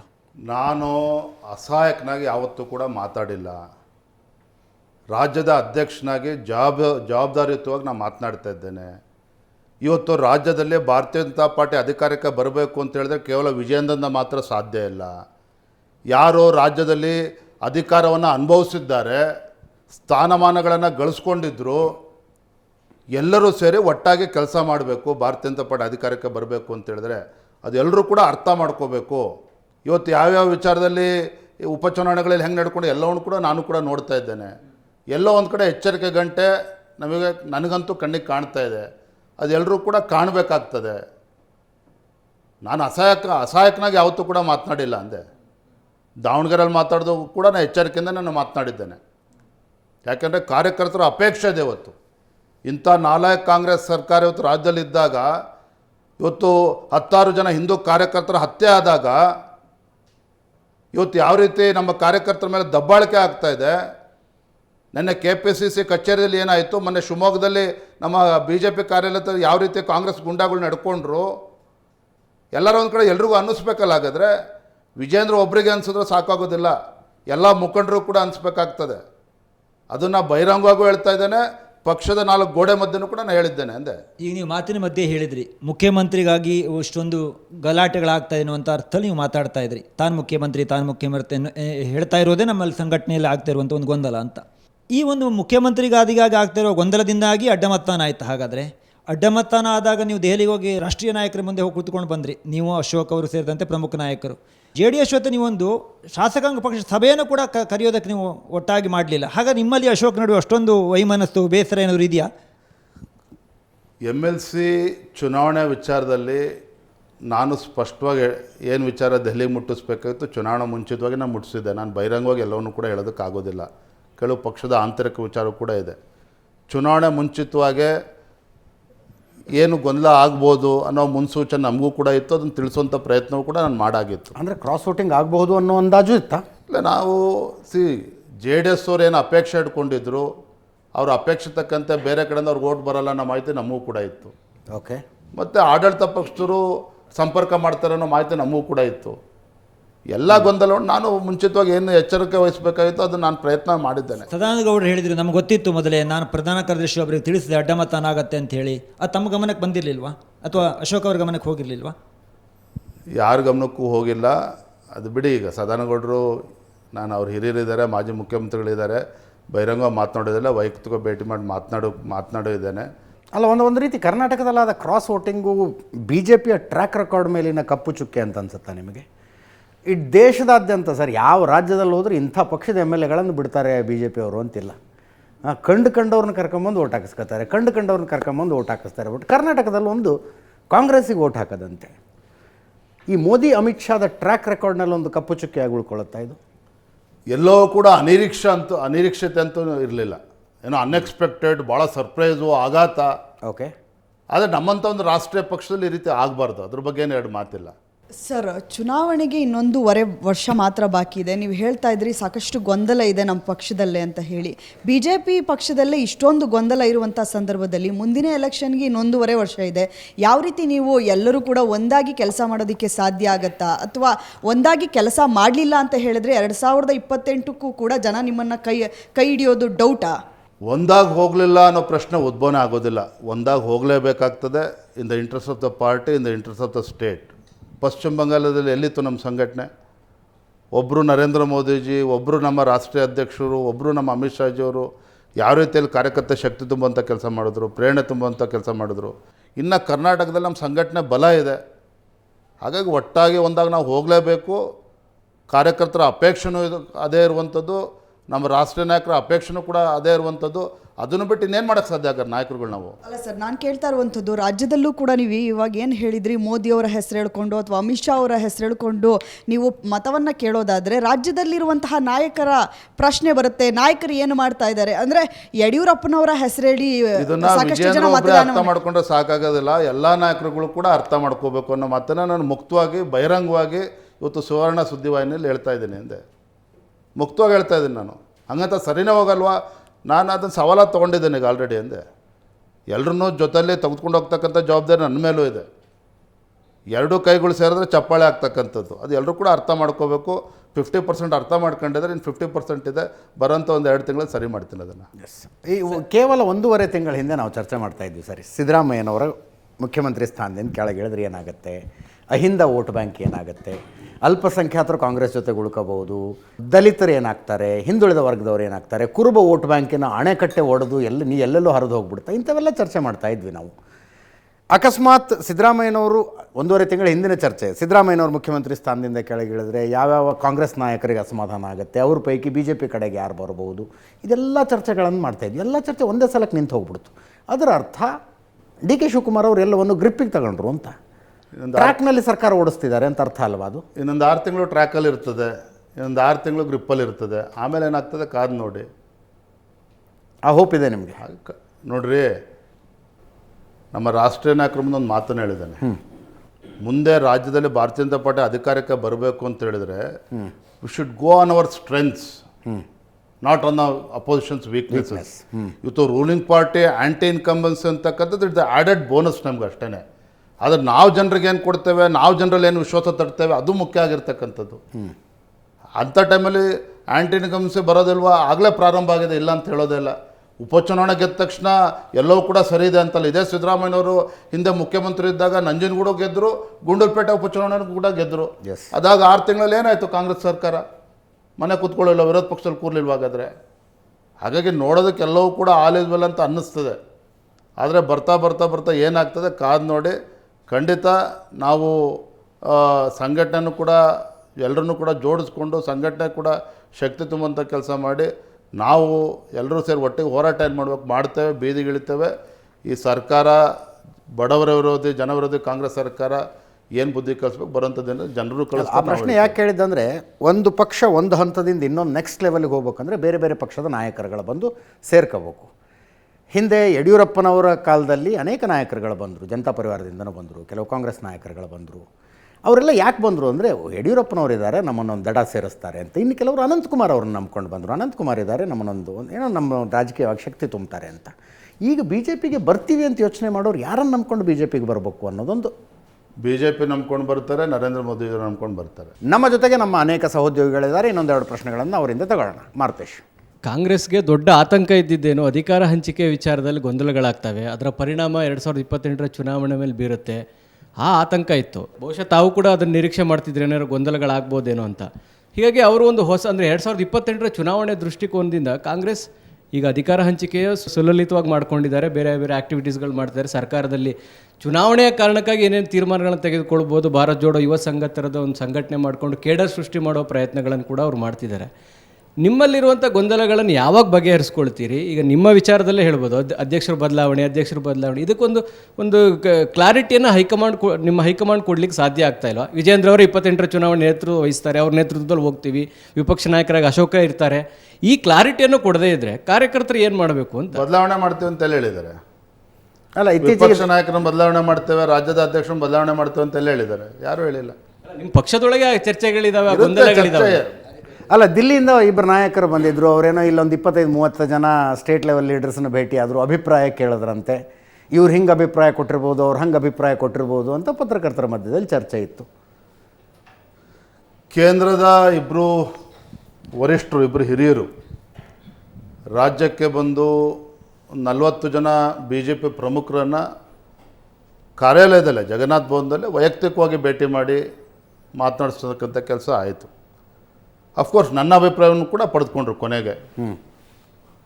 ಹೇಳಿ ವಿಜೇಂದ್ರ ಅವರೇ, ರಾಜ್ಯದ ಅಧ್ಯಕ್ಷ ತಾವೇನು ಹೇಳಬೇಕು ಅಂದ್ಕೊಂಡಿದ್ದೀರಿ?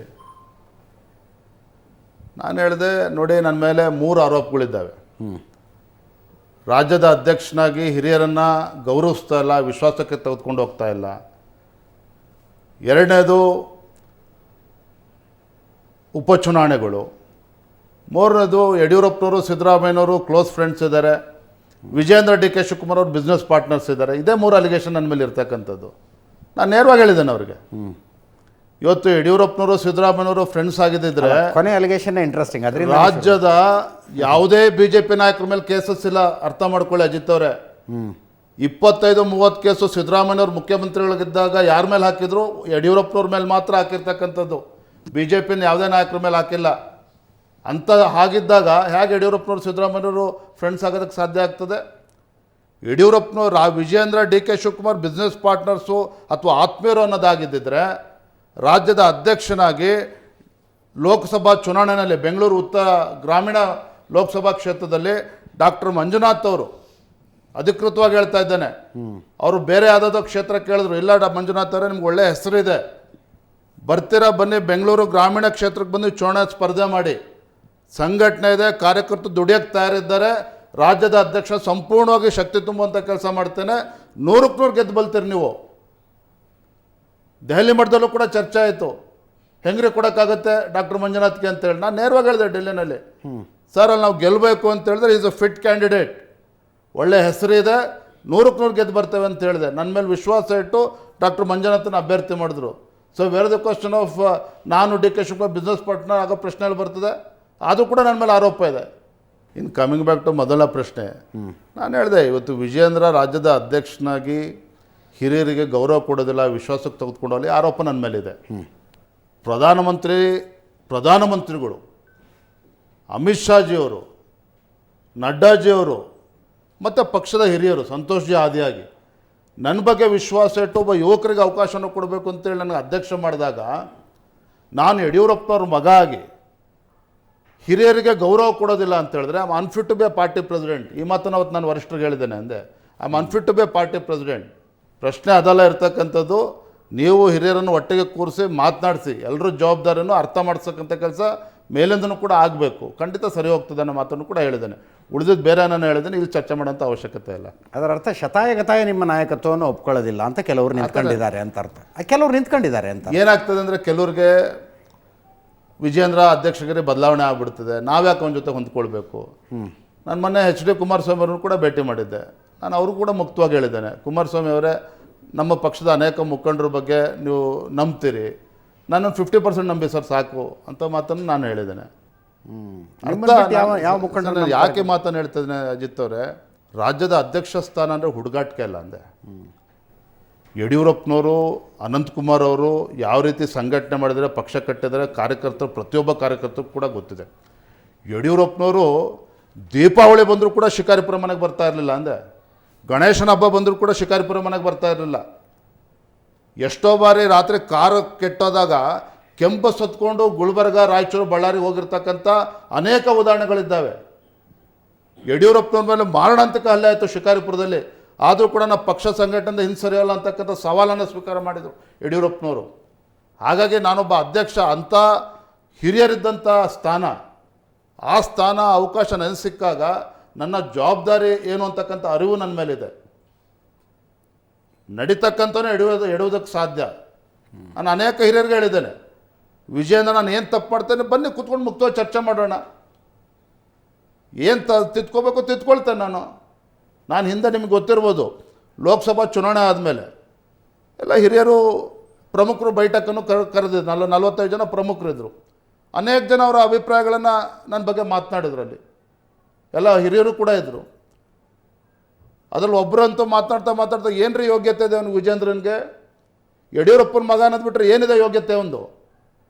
ನಿಮಗೆ ಹಿಂದುತ್ವ ಬೇಕು ಅಂತ ಹೇಳಿದ್ರೆ ಅವ್ನು ಮಾಡ್ಬೋದಿತ್ತು, ಸಂಘಟನೆ ವ್ಯಕ್ತಿ ಬೇಕು ಅಂದರೆ ಇವ್ರು ಮಾಡ್ಬೋದಿತ್ತು. ಎಲ್ಲ ರೀತಿ ನನ್ನ ಮೇಲೆ ಅವತ್ತು ದಾಳಿಗಳು ನಡೆಸಿದ್ರು. ನಾನು ಏನು ನನ್ನ ಸಿಟ್ಟನ್ನು ವ್ಯಕ್ತಪಡಿಸಲಿಲ್ಲ. ಅಂದೆ ನಾನು ಕೊನೆಗೆ 2 ನಿಮಿಷದಲ್ಲಿ ಮುಗಿಸಿದ್ದೀನಿ ಅವತ್ತು. ನೋಡಿ, ಇವತ್ತು ಯಾರು ತಾವೇನು ಮಾತನಾಡ್ತಿದ್ರು ನನ್ನ ಬಗ್ಗೆ, ಪಕ್ಷ ವಿರೋಧಿ ಚಟುವಟಿಕೆ ಮಾಡಿರ್ತಕ್ಕಂಥವ್ರು ನನ್ನ ಮೇಲೆ ಆರೋಪ ಮಾಡ್ತಾಯಿದ್ರಿ. ನಿಮ್ಮ ಹೆಸರು ಹೇಳೋದಕ್ಕೆ ಹೋಗೋದಿಲ್ಲ, ಹೇಳಿದ್ರೆ ನಿಮಗೆ ಬೇಸರ ಆಗುತ್ತೆ. ಒಪ್ಕೊಳ್ತಾನೆ, ನಿಮಗಿರ್ತಕ್ಕಂಥ ಸಂಘಟನಾತ್ಮಕ ಅನುಭವ ನನಗೆ ಇಲ್ಲದೆ ಇರ್ಬೋದು, but don't question my commitment towards the party, don't question my integrity. ಈ ಮಾತನ್ನು ಅವತ್ತು ನೇರವಾಗಿ ಎಲ್ಲ ಹಿರಿಯರ ಮುಂದೆ ಹೇಳಿದ್ದೇನೆ. ಅವತ್ತು ಹೇಳಿದ್ದೇನೆ, ಇವತ್ತು ಹೇಳಿದ್ದೇನೆ, ಮುಂದೂ ಕೂಡ ಹೇಳ್ತೇನೆ. ಯಾಕೆ ನನಗೆ ಗೊತ್ತಿದೆ, ಇವತ್ತು ಹಿರಿಯರು ನನಗೆ ಅವಕಾಶ ಕೊಟ್ಟಾಗ ಯಾವ ರೀತಿ ಪಕ್ಷ ಮುನ್ನಡೆಸಬೇಕು ಅಂತಕ್ಕಂಥ ವಿಚಾರ ನನಗೆ ಗೊತ್ತಿದೆ. ಅನುಭವ ಇಲ್ಲ, ಅದಕ್ಕೆ 2.25 ವರ್ಷ ಅನುಭವ ತೆಗೆದುಕೊಂಡಿದ್ದೇನೆ. ವಿಶ್ವಾಸ ಇದೆ ನನಗೂ ಕೂಡ. ಅಂದರೆ ನನ್ನ ಬಗ್ಗೆ ನಾನು ಹೊಗಳ್ಕೊಳ್ತಾ ಇಲ್ಲ, ಅಂಥವ್ರು ಮುಖ್ಯಮಂತ್ರಿ ಅಭ್ಯರ್ಥಿ ಆಗಿದ್ದಾನೆ ಅಥವಾ ಭಾಳ ದೊಡ್ಡ ನಾಯಕ ಆಗಿದ್ದಾನೆ ಅಂತ ಹೇಳ್ತಾ ಇಲ್ಲ. ಒಂದಂತೂ ಸತ್ಯ, ನನ್ನ ಬಗ್ಗೆ ನನಗೆ ವಿಶ್ವಾಸ ಇದೆ. ಯಾಕೆ ನನ್ನ ಹತ್ರ ನನಗೆ ಪ್ರಾಮಾಣಿಕವಾಗಿರ್ತಕ್ಕಂಥ ಒಂದು ಕಳಕಳಿ ಇದೆ. ಸಂಘಟನೆ ಕಟ್ಟಬೇಕು ಅಂತಕ್ಕಂಥ ಹುಚ್ಚು ನನಗೂ ಕೂಡ ಇದೆ. ಎಲ್ಲರನ್ನೂ ವಿಶ್ವಾಸಕ್ಕೆ ತೆಗೆದುಕೊಂಡು ಹೋಗ್ಬೇಕು ಅನ್ನೋ ಅಪೇಕ್ಷೆ, ಆಸೆ ನನಗೂ ಕೂಡ ಇದೆ. ಅದನ್ನು ಮಾಡ್ತಾ ಇದ್ದೇನೆ. ಸಂಘಟನೆ ಕಟ್ಟುವ ಅವಶ್ಯಕತೆ ಇಲ್ಲ, ಕಟ್ಟಿದ್ದಾರೆ ಯಡಿಯೂರಪ್ಪನವರು, ಎಲ್ಲರೂ ಸೇರಿ ಕಟ್ಟಿದ್ದಾರೆ, ಅದನ್ನು ಉಳಿಸಿಕೊಳ್ಳುವ ಅವಶ್ಯಕತೆ. ತಾವೊಂದು ಮಾತು ಹೇಳಿದ್ರಿ, ಭಾಳ ಇಂಟ್ರೆಸ್ಟಿಂಗ್ ಅದು. ಬೆಂಗಳೂರು ಗ್ರಾಮೀಣ ಲೋಕಸಭಾ ಕ್ಷೇತ್ರದಲ್ಲಿ ಡಾಕ್ಟರ್ ಮಂಜುನಾಥ್ ಅವ್ರನ್ನ ಹುರಿದುಂಬಿಸಿ ಚುನಾವಣೆಗೆ ನಿಲ್ಲಿಸಿದ್ವಿ, ಕಾರ್ಯಕರ್ತರು ದುಡಿತಾರೆ, ನಾನೇ ಬಂದು ನಿಂತ್ಕೊಳ್ತೀನಿ ಅಂತ. ಆ ರೀತಿಯ ಕೆಲಸವನ್ನು ದಾವಣಗೆರೆಯಲ್ಲಿ ಮಾಡಿದರೆ ಕಷ್ಟಗಳಾಗ್ತಿರಲಿಲ್ಲ. GM ಸಿದ್ದೇಶ್ವರ ಅವರ ಪತ್ನಿಯ ಗೆಲುವಿಗೆ ಹಾಕಬೇಕಾದ ಶ್ರಮವನ್ನು ಹಾಕಲಿಲ್ಲ ಅನ್ನೋ ಕಾರಣಕ್ಕೆ ಅಸಮಾಧಾನ ಇದೆ ಅಲ್ಲಿ ಅಂತ. ಸಿದ್ದೇಶ್ ಅವರು ಒಬ್ಬ ಹಿರಿಯರಿದ್ದಾರೆ. ಸಿದ್ದೇಶ್ ಅವ್ರಿಗಿಂತ ಹೆಚ್ಚಾಗಿ ಅವರ ತಂದೆಯವರ ಕೊಡುಗೆ ಅಪಾರವಾಗಿರ್ತಕ್ಕಂಥದ್ದು ಭಾರತೀಯ ಜನತಾ ಪಾರ್ಟಿ. ಯಡಿಯೂರಪ್ಪನವ್ರ ಜೊತೆಲಿ, ತಂದೆಯವ್ರ ಜೊತೆಲಿ ಆ ಕಾಲದಿಂದನೂ ಕೂಡ ಒಟ್ಟಿಗೆ ಇರ್ತಕ್ಕಂಥ ಒಬ್ಬ ಹಿರಿಯ ನಾಯಕರು. ಅವ್ರದ್ದು ಕೊಡುಗೆ ಅಪಾರವಾಗಿರ್ತಕ್ಕಂಥದ್ದು. ಹಾಗಾಗಿ ಸಿದ್ದೇಶ್ವರ ಬಗ್ಗೆ ತಂದೆಯವ್ರಿಗೂ ಕೂಡ ಕಳಕಳಿ ಇದೆ. ಇವ್ರು ಸಿದ್ದೇಶ್ವರ್ ಯಾರು ಏನಾರು ಹೇಳ್ಕೊಳ್ಳಿ, ಅವ್ರು ಕೇಂದ್ರ ಸಚಿವರಾಗಿ ನನ್ನ ಕಣ್ಮುಂದೆ ಇದೆ. ಅದು ನಾನು ತಂದೆಯವರು ಶಿಕಾರಿಪುರ ಹುಚ್ಚರಾಯಸ್ವಾಮಿ ದೇವಸ್ಥಾನದಲ್ಲಿದ್ವಿ ನಾವು. ಯಾಕಂದರೆ ಯಡಿಯೂರಪ್ಪನವ್ರು ಫಸ್ಟ್ ಟೈಮ್ MP ಆಗಿದ್ದರು. ಕೇಂದ್ರದಿಂದ ಪ್ರಧಾನಮಂತ್ರಿ ನರೇಂದ್ರ ಮೋದಿಜಿಯವ್ರು ಫೋನ್ ಮಾಡಿದರು, ಇನ್ನೂ ಪ್ರಮಾಣ ವಚನ ತೆಗೆದುಕೊಂಡಿರಲಿಲ್ಲ. ಯಡಿಯೂರಪ್ಪನವರೇ ಕ್ಯಾಬಿನೆಟ್ ಮಾಡಬೇಕಾಗಿದೆ, ಕರ್ನಾಟಕದಿಂದ ಯಾರನ್ನು ತೆಗೆದುಕೊಳ್ಬೇಕು ಅಂದಾಗ ಫಸ್ಟ್ ಹೆಸರು ಹೇಳಿದ್ದು ಯಡಿಯೂರಪ್ಪ ಸಿದ್ದೇಶ್ವರ ಹೆಸರು ಅಂದೆ. ಆಮೇಲೆ ನಾನು ಹೇಳ್ಬಾರ್ದು, ಅದು ಕೂಡ ಹೇಳ್ತಾ ಇದ್ದೇನೆ. ಮತ್ತೆ ಮಾರದಿನ ಫೋನ್ ಬಂತು, ಬೇರೆ ಏನಾದರೂ ಹೆಸರು ಇಲ್ಲ, ಮಾಡೋದ್ರೆ ಅವ್ರನ್ನ ಮಾಡಿ ಅನ್ನೋ ಮಾತನ್ನು ಯಡಿಯೂರಪ್ಪನವ್ರು ಹೇಳಿದರು. ಅಂದರೆ ಅಷ್ಟು ವಿಶ್ವಾಸವನ್ನು ಸಿದ್ದೇಶಣ್ಣನ ಬಗ್ಗೆ ಆಗಲಿ, ಅವರ ಕುಟುಂಬದ ಬಗ್ಗೆ ಆಗಲೇ ಇದೆ. ಆದರೆ ಅಂಥ ಸಿದ್ದೇಶಣ್ಣವರು ಅವರ ಧರ್ಮಪತ್ನಿ ಚುನಾವಣೆ ನಿಂತಾಗ ಇವತ್ತು ಯಡಿಯೂರಪ್ಪನವರು ವಿಜಯದ ಸರಿಯಾಗಿ ಕೆಲಸ ಮಾಡಲಿಲ್ಲ ಅಂತ ಹೇಳಿದ್ರೆ ಆ ಭಗವಂತನೂ ಕೂಡ ಅವ್ರು ಮೆಚ್ಚೋದಕ್ಕೆ ಸಾಧ್ಯ ಇಲ್ಲ ಅಂದೆ. ಯಡಿಯೂರಪ್ಪನವರಾಗಲಿ ವಿಜೇಂದ್ರ ಆಗಲಿ ಯಾವತ್ತೂ ಕೂಡ ಆ ಕುಟುಂಬಕ್ಕೆ ಕೆಟ್ಟದನ್ನು ಬಯಸೋದಕ್ಕೆ ಸಾಧ್ಯನೇ ಇಲ್ಲ. ಆದರೆ ಕೆಲವು ಅಪನಂಬಿಕೆಗಳು, ಕೆಲವರು ಕಿವಿ ಕತ್ತಕ್ಕಂಥ ಕೆಲಸ ಮಾಡ್ತಾರೆ. ಅಲ್ಲೊಬ್ಬರು ಇದ್ದಾರೆ, ಈ ತಂಡದಲ್ಲೊಬ್ಬರು ಇದ್ದಾರೆ, ಅವರಿಬ್ಬರೇ ಸಾಕು ಮನೆ ಹಾಳು ಮಾಡೋಕ್ಕೆ ಇನ್ಯಾರೂ ಬೇಡ ಅಂದೆ. ಮೊನ್ನೆನೂ ಕೂಡ ಹೇಳಿದ್ದೇನೆ ಅವರಿಗೆ. ಉಪಚುನಾವಣೆ ಬಗ್ಗೆ ತಾವು ಪ್ರಸ್ತಾಪ ಮಾಡ್ತಾ ಇದ್ರಿ. ಉಪಚುನಾವಣೆಯಲ್ಲಿ ಎಲ್ಲರೂ ಎರಡೂ ಬಣಗಳ ಒಟ್ಟಾಗಿ ಬಂದು ಕೂತ್ಕೊಂಡಿದ್ದನ್ನು ನೋಡಿದಾಗ ಇನ್ನೂ BJPಯ ಬಣ ಬಡಿದಾಟ ಮುಗಿದು ಹೋಗುತ್ತೆ, ಎಲ್ಲರೂ ಒಂದಾಗ್ಬಿಡ್ತಾರೆ, ಎಲ್ಲ ಸ್ಮೂತ್ ಆಗುತ್ತೆ ಅಂತ ಅಂದ್ಕೊಂಡ್ವಿ. ಎಲೆಕ್ಷನ್ ಮುಗೀತು, ಮತ್ತೆ ಅದೇ ಕಥೆ ಅನ್ನೋ ಹಂಗಾಗಲಿಲ್ವಾ? ನಾವು ಅಭ್ಯರ್ಥಿಯನ್ನು ಘೋಷಣೆ ಮಾಡಿದಾಗ ಗೆಲ್ತೀವಿ ಅಂತ ನಾನು ಘೋಷಣೆ ಮಾಡಿರಲಿಲ್ಲ. ಒಂದು ನ್ಯೂಟ್ರಲ್ ಕ್ಯಾಂಡಿಡೇಟ್ ಬೇಕು, ಶಾಂತಿಯುತ ಒಳ್ಳೆಯ ವಾತಾವರಣದಲ್ಲಿ ಚುನಾವಣೆ ಆಗಬೇಕು ಅನ್ನೋ ಕಾರಣಕ್ಕೆ ನಾವೆಲ್ಲ ಕೆಲವು ಹಿರಿಯರೆಲ್ಲ ಕೂತು ಚರ್ಚೆ ಮಾಡಿ ಕೊನೆಗೆ ಅವ್ರನ್ನ ಅಭ್ಯರ್ಥಿ ಅಂತೇಳಿ ಪಾಪ ಪರಿಶಿಷ್ಟ ಪಂಗಡಕ್ಕೆ ಸೇರಿರ್ತಕ್ಕಂಥ ಒಬ್ಬ ಯುವಕನನ್ನು ಅಭ್ಯರ್ಥಿನಾಗಿ ಮಾಡಿದ್ವಿ. ಅದೇ ಬರ್ತಾ ಬರ್ತಾ ವಾತಾವರಣ ನಮ್ಮ ನಿರೀಕ್ಷೆಗೂ ಮೀರಿ ಚೆನ್ನಾಗಾಯಿತು. BJP ಗೆದ್ದಾಗಿದೆ ಅಂತೇಳಿ ಕಾಂಗ್ರೆಸ್ನವರೇ ಒಪ್ಕೊಳ್ತಾಯಿದ್ರು, ಅಂಥ ವಾತಾವರಣ ನಿರ್ಮಾಣ ಆಯಿತು. ಆದರೆ ಕೆಲವರು ತಮ್ಮ ಸ್ವಾರ್ಥ ರಾಜಕಾರಣ, ಕೆಲವು ಮೂರ್ಖರು, ನಾನು ಹೇಳಿದೆ ಇದು ಉಪಚುನಾವಣೆ ಗೆದ್ದರೆ ಇಡೀ ಪಕ್ಷಕ್ಕೊಂದು ಒಳ್ಳೆ ಕಿರೀಟ ಸಿಕ್ತಂತೆ ಆಗಿದೆ, ಎಲ್ಲವೂ ಕೂಡ ಹೇಳಿದೆ. ಪಾಪ ನಮ್ಮ ವಿಸ್ತಾರಕರು ನಿಜವಾಗ್ಲೂ ಕೂಡ ಮೆಚ್ಕೋಬೇಕು. ಬಾಗಲಕೋಟೆ ಇರ್ಬೋದು, ದಾವಣಗೆರೆ ಇರ್ಬೋದು, ಬೆಳಗ್ಗೆ 7 ಗಂಟೆಗೆ ಬೈಠಕ್ಗಳು ಶುರು ಮಾಡ್ತಾಯಿದ್ರು. 10 ಮನೆ ಮಠ ಬಿಟ್ಟು 100-150 ಜನ ವಿಸ್ತಾರಕರು ಬಂದಲ್ಲಿ ಕೆಲಸ ಮಾಡ್ತಾಯಿದ್ರು. ಅವ್ರು ಕೆಲಸ ಮಾಡೋದನ್ನಾರ ನೋಡಿ ಪಾಪ ಇವರು ಸಹಕಾರ ಕೊಡಬೇಕಾಗಿತ್ತು. ಸಹಕಾರ ಕೊಟ್ಟರು, ಯಾವ ಪ್ರಮಾಣದಲ್ಲಿ ಕೊಡಬೇಕಾಗಿತ್ತು ಕೊಡಲಿಲ್ಲ ಅವರು. ಹಾಗಾಗಿ ನಾವು 4,000 ಓಟಲ್ಲಿ ನಾವು ಚುನಾವಣೆ ಸೋತಿರ್ತಕ್ಕಂಥದ್ದು. ಅದು ಸರಿಪಡಿಸ್ಬೇಕು. ಅವ್ರಿಗೆ ಯಾವಾಗ ಇಬ್ರಿಗೂ ದೇವ್ರ ಬುದ್ಧಿ ಕೊಡ್ತಾರೆ ನೋಡೋಣ ಎರಡು ಗುಂಪಿಗೆ. ಈ ಗುಂಪುಗಳು ಬಹುತೇಕ ಎಲ್ಲ ರಾಜ್ಯಗಳ BJPಯಲ್ಲೂ ಇದ್ದಾವೆ ಸರ್. ಆದರೆ ಅಲ್ಲಿ ಸಂಘ ಅನ್ನುವಂಥದ್ದು ಒಂದು ಬೈಂಡಿಂಗ್ ಫ್ಯಾಕ್ಟರ್ ಥರ ಕೆಲಸ ಮಾಡುತ್ತೆ. ಇಲ್ಲಿ ಕರ್ನಾಟಕದಲ್ಲಿ ಸಂಘಕ್ಕೆ ಭಾಳ ಸ್ಟ್ರಾಂಗ್ ಲೈಕ್ಸ್ ಆ್ಯಂಡ್ ಡಿಸ್ಲೈಕ್ಸ್ ಇದ್ದಾವೆ, ಅಭಿಪ್ರಾಯಗಳಿದ್ದಾವೆ. ಆ ಕಾರಣಕ್ಕೆ ಬಣಗಳು ಒಂದಾಗೋದಕ್ಕೆ ಸಾಧ್ಯ ಆಗ್ತಿಲ್ಲ ಅನ್ನೋದೊಂದು ರಾಜಕೀಯ ತಿಳ್ಕೊಂಡವ್ರದ್ದು ಒಂದು ಅಭಿಪ್ರಾಯ. ನಿಮಗೇನು ಅನಿಸುತ್ತೆ, ಹೌದಾ? ನಾನು ಆ ವಿಚಾರಕ್ಕೆ ಹೋಗೋದಿಲ್ಲ. ಅದ್ರ ಬದಲಾಗಿ ಒಂದು ಮಾತು ಹೇಳ್ತೇನೆ. ನಾವು ವೇದಿಕೆ ಮೇಲೆ ಕೂತಾಗ ಭಾಳ ಅದ್ಭುತವಾಗಿ ನಾವು ಮಾತನಾಡ್ತೇವೆ. ನಾನಾಗಲಿ, ನಮ್ಮ ಹಿರಿಯರಾಗಲಿ, ಎಲ್ಲರೂ ಕೂಡ ವ್ಯಕ್ತಿಗಿಂತ ಪಕ್ಷ ಮುಖ್ಯ, ಪಕ್ಷಕ್ಕಿಂತ ದೇಶ ಮುಖ್ಯ, ಎಲ್ಲವೂ ಕೂಡ ಮಾತನಾಡ್ತೇವೆ. ಏನಾಗ್ಬಿಟ್ಟಿದೆ ಅಂತೇಳಿ ಇತ್ತೀಚಿನ ದಿನದಲ್ಲಿ ಇದೆಲ್ಲವೂ ಕೂಡ ಅದು ಬರೀ ಕಾರ್ಯಕರ್ತರಿಗೆ ಸೀಮಿತ ಆಗಿದೆ. ನಾನು MLA, ನಾನು ಮಾಜಿ ಮಂತ್ರಿ, ನಾನು ಮಾಜಿ ಮುಖ್ಯಮಂತ್ರಿ, ನಾನು ಕೇಂದ್ರ ಸಚಿವ, ಮಾಜಿ ಕೇಂದ್ರ ಸಚಿವ, ಇದು ನಮಗೆ ಅನ್ವಯ ಆಗಲ್ಲ ಅನ್ನೋ ಭ್ರಮೆಯಲ್ಲಿ ನಾವು ಇದ್ದೇವೆ ಅಂದೆ. ಅದರಿಂದ ಹೊರಗೆ ಬಂದು ನಾವು ಕೂಡ ಸಾಮಾನ್ಯ ಕಾರ್ಯಕರ್ತರ ಜೊತೆ ಸೇರ್ಕೊಂಡು ಕೆಲಸ ಮಾಡಿದ್ದೆ ಆದರೆ ಖಂಡಿತ ಹೇಳ್ತೇನೆ ಅಜಿತ್ ಅವರೇ, ಯಾರು ಏನಾರು ಹೇಳ್ಕೊಳ್ಳಿ, ಕರ್ನಾಟಕ ರಾಜ್ಯದಲ್ಲಿ ಭಾರತೀಯ ಜನತಾ ಪಾರ್ಟಿ ಅಧಿಕಾರಕ್ಕೆ ಬರಲಿಲ್ಲ. ಒಂದು ಸಲ 110 ಸೀಟ್ ಗೆದ್ದಿದ್ದೇವೆ MLAಗಳು, ಒಂದು ಸಲ 104 MLAಗಳು ಗೆದ್ದಿದ್ದೇವೆ. ನಮ್ಮ ತಪ್ಪಿನಿಂದ, ನಮ್ಮ ಒಳ ಜಗಳದಿಂದನೇ ಮೆಜಾರಿಟಿ ಬಂದಿಲ್ಲ ಅಂದೆ. ಅದರ ಅರ್ಥ ಕರ್ನಾಟಕದಲ್ಲಿ ಜನ ನಮ್ಮನ್ನು ಸ್ವತಂತ್ರ ತರೋಕ್ಕೆ ತಯಾರಿಲ್ಲ ಅಂತೇನಿಲ್ಲ. ಹಂಗಂತೇಳಿ BJP JDS ಅಲಯನ್ಸ್ ಇದೆ ಅನ್ನೋ ನೆಕ್ಸ್ಟ್ ಪ್ರಶ್ನೆ ಕೇಳಕ್ಕೆ ಹೋಗಬೇಡಿ. ಕೇಂದ್ರ ವರಿಷ್ಠರು ತೀರ್ಮಾನ ಮಾಡಿದ್ದಾರೆ. ನಾಳೆ ನಾವು 120 ಸೀಟ್ ಬಂದು JDSಗೆ ಮುಖ್ಯಮಂತ್ರಿ ಮಾಡ್ತೀವಿ ಅಂತ ಹೇಳಿದ್ರೆ ನಾವು ಒಪ್ಕೊಳ್ಳೇಬೇಕು ಅಂತ. ಅದ್ರ ಬಗ್ಗೆ ನಮಗೇನು ಗೊಂದಲ ಇಲ್ಲ ಅಂದೆ. And I am not in a hurry. ಅದ್ರ ಬಗ್ಗೆ ನಮಗೆ ಸ್ಪಷ್ಟತೆ ಇದೆ.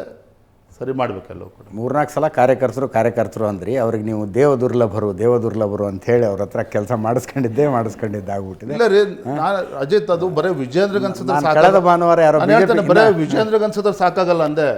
ಯಾರ್ಯಾರು ಇವತ್ತು ಅಧಿಕಾರ ಅನುಭವಿಸಿದ್ರೆ ಎಲ್ರಿಗೂ ಅನ್ನಿಸ್ಬೇಕು ಅಂದೆ. ಪಾಪ ಕಾರ್ಯಕರ್ತರು ಹಗಲು ರಾತ್ರಿ ಶ್ರಮ ಆಗ್ತಾ ಇದ್ದಾರೆ, ಪಕ್ಷ ಸಂಘಟನೆ ಬಲ ತುಂಬ್ತಾ ಇದ್ದಾರೆ. ನನ್ನ ನಡವಳಿಕೆಯಿಂದ ಪಕ್ಷಕ್ಕೂ ಒಳ್ಳೇದಾಗಬೇಕು ಅಂತೇಳಿ ಎಲ್ರಿಗೂ ಅನ್ನಿಸ್ಬೇಕು. ಬರೀ ವಿಜೇಂದ್ರಗೆ ಅನ್ಸಿದ್ರೆ ಸಾಕಾಗಲ್ಲ ಅಂದೆ. ಸರ್, ಯಡಿಯೂರಪ್ಪ ಅವರು ಹೋದ್ಮೇಲೆ ಅಂದರೆ ಸಕ್ರಿಯ ರಾಜಕಾರಣದಿಂದ ದೂರ ಆದಮೇಲೆ ರಾಜ್ಯ BJP ವೀಕ್ ಆಯ್ತಾ ಅಂತ. ಒಂದು, ಇದುವರೆಗೂ ನೀವು ರಾಜ್ಯಾಧ್ಯಕ್ಷರಾದ್ಮೇಲೆ 5 ಬೈ ಎಲೆಕ್ಷನ್ ಆಯಿತು, ಒಂದೂ ಗೆಲ್ಲಿಲ್ಲ. ಯಡಿಯೂರಪ್ಪ ಅವರು ವಿರೋಧ ಪಕ್ಷದಲ್ಲಿ ಇದ್ದಾಗ ಅವ್ರು ಬರ್ತಿದ್ದಾರೆ ಅಂತಂದರೆ ಆಡಳಿತ ಪಕ್ಷ ಎದುರುತ್ತಿತ್ತು. ಅದು ಇತ್ತೀಚೆಗೆ ರಾಜ್ಯ BJPಯಲ್ಲಿ ಸಿಗ್ತಾ ಇಲ್ಲ. ಎಲ್ಲಿ ವೀಕ್ ಆಗಿದೆ, ಏನು ಎಡುತ್ತಾ ಇದ್ದೀರಾ? ಸಮನ್ವಯದ ಕೊರತೆನಾ? ಮನೆ ಒಂದು 3 ಬಾಗಿಲಾಗಿದೆ BJPಲಿ. ಸಂಡೂರು ಉಪಚುನಾವಣೆ ಕಳೆದ ಎಲ್ಲ ವಿಧಾನಸಭಾ ಚುನಾವಣೆಯಲ್ಲಿ ಎಷ್ಟು ಮತವನ್ನು ನಾವು ಪಡೀತಾ ಇದ್ವೋ ಅದಕ್ಕಿಂತ 25-30 ಸಾವಿರ ಹೆಚ್ಚು ಮತಗಳನ್ನು ಬೈ ಎಲೆಕ್ಷನ್ನ ಪಡೆದಿದ್ದೇವೆ. ನಾವು ಸೋತಿರ್ತಕ್ಕಂಥದ್ದು ಕೇವಲ 5-6 ಸಾವಿರ ಓಟಲ್ಲಿ ಅಷ್ಟು ಮತಗಳನ್ನು ಯಾವುದೇ ನಾವು ಸಂಡೂರು ಇತಿಹಾಸದಲ್ಲಿ ಯಾವತ್ತೂ ಕೂಡ ಅಷ್ಟು ಓಟ್ ತೊಗೊಂಡಿರಲಿಲ್ಲ ಅಂದೆ. ಅದೇ ರೀತಿ ಮೊನ್ನೆ ದಾವಣಗೆರೆ ದಕ್ಷಿಣ ವಿಧಾನಸಭಾ ಕ್ಷೇತ್ರದ ಉಪಚುನಾವಣೆ, ಅಲ್ಲೂ ಕೂಡ ಕಳೆದ ವಿಧಾನಸಭಾ ಚುನಾವಣೆಗಿಂತ ಕೂಡ 20 ಸಾವಿರ ಮತಗಳನ್ನು ಹೆಚ್ಚು ಪಡೆದಿದ್ದೇವೆ. ಹಾಗಾದರೆ ಬಾಗಲಕೋಟೆ ಸೋತಿಲ್ವ? ಖಂಡಿತ ಸೋತಿದ್ದೇವೆ. ಸ್ವತಃ ಮುಖ್ಯಮಂತ್ರಿಗಳೆಲ್ಲ ಕೂತಿದ್ರು. ನಮಗೆ ಗೆಲ್ಲಕ್ಕೆ ಅವಕಾಶ ಇರಲ್ವ? ಖಂಡಿತ ಅವಕಾಶ ಇತ್ತು. ಕೆಲವು ತಪ್ಪುಗಳಾಗಿದ್ದಾವೆ, ಅದು ಸರಿಪಡಿಸೋಕ್ಕಂಥ ಕೆಲಸ ಮುಂದೆ ಆಗಬೇಕಾಗಿದೆ. ಎಲ್ಲದಕ್ಕೂ ವಿಜೇಂದ್ರ ಒಬ್ಬರೇ ಹೊಣೆಗಾರ ತೊಗೊಳಕ್ಕಾಗೋದಿಲ್ಲ. ನಿಮ್ಮ ತಂದೆ ರೈತರ ಪರವಾಗಿದ್ದವರು, ರೈತರಿಗೋಸ್ಕರನೇ ಸಪ್ರೇಟಾಗಿ ಒಂದು ಕೃಷಿ ಬಜೆಟನ್ನು ಮಾಡಿದವರು, ಅಂಥವ್ರು ಬಿಡದಿ ರೈತರ ವಿಚಾರದಲ್ಲಿ ಎಡವಿದ್ರು. ಎಲ್ಲದಕ್ಕೂ ಕೂಡ JDS ಅವರು ನಿಮ್ಮನ್ನು ಓವರ್ಟೇಕ್ ಮಾಡ್ಕೊಂಡು ಹೋಗ್ತಾ ಇದ್ದಾರೆ ಎಲ್ಲ ವಿಚಾರದಲ್ಲಿ. ಬಿಡದಿ ವಿಚಾರದಲ್ಲಿ JDS ಅವರು ಹೋರಾಟ ಮಾಡಿದ್ರು, ಫಸ್ಟೇ ತೆಗೆದುಕೊಂಡ್ರು. ಅದ್ರ ಬಗ್ಗೆ ನಾನು ಒಪ್ಕೊಳ್ತೇನೆ, ಅಲ್ಲಗಳೆಯೋದಿಲ್ಲ. ಬೇರೆ ಎಲ್ಲ ಹೋರಾಟಗಳಲ್ಲೂ ಭಾರತೀಯ ಜನತಾ ಪಾರ್ಟಿ ಯಾವತ್ತೂ ಕೂಡ ಮುಂಚೂಣಿಯಲ್ಲಿದೆ. ಹೋರಾಟದ ವಿಚಾರದಲ್ಲಿ ಭಾರತೀಯ ಜನತಾ ಪಾರ್ಟಿ ಯಾವತ್ತೂ ಕೂಡ ಹಿಂದೆ ಸರಿದಿಲ್ಲ. ವಾಲ್ಮೀಕಿ ಅಭಿವೃದ್ಧಿ ನಿಗಮದ ಹಗರಣ ಇರ್ಬೋದು, ಏನಿವತ್ತು SC/ST ಹಣವನ್ನು ಯಾವ ರೀತಿ ಸರ್ಕಾರ ದುರುಪಯೋಗ ಪಡ್ಕೊಳ್ತಾ ಇದೆ ಆ ವಿಚಾರದಲ್ಲೂ ಕೂಡ ನಾವು ಹೋರಾಟ ಮಾಡಿದ್ದೇವೆ. ವಕ್ಫ್ ವಿಚಾರದಲ್ಲೂ ಕೂಡ ಹೋರಾಟ ಮಾಡಿದ್ದೇವೆ. ಹೋರಾಟ ಮಾಡೋದಕ್ಕೆಲ್ಲ ರಿಸಲ್ಟ್ ಬರ್ತದ? ಖಂಡಿತ ಬರೋದಿಲ್ಲ ಅಂದೆ. ಚುನಾವಣೆ ಬಂದಾಗ ಜನ ಏನು ಉತ್ತರ ಕೊಡ್ತಾರೆ ಆ ಟೈಮಲ್ಲಿ ಅಂದೆ.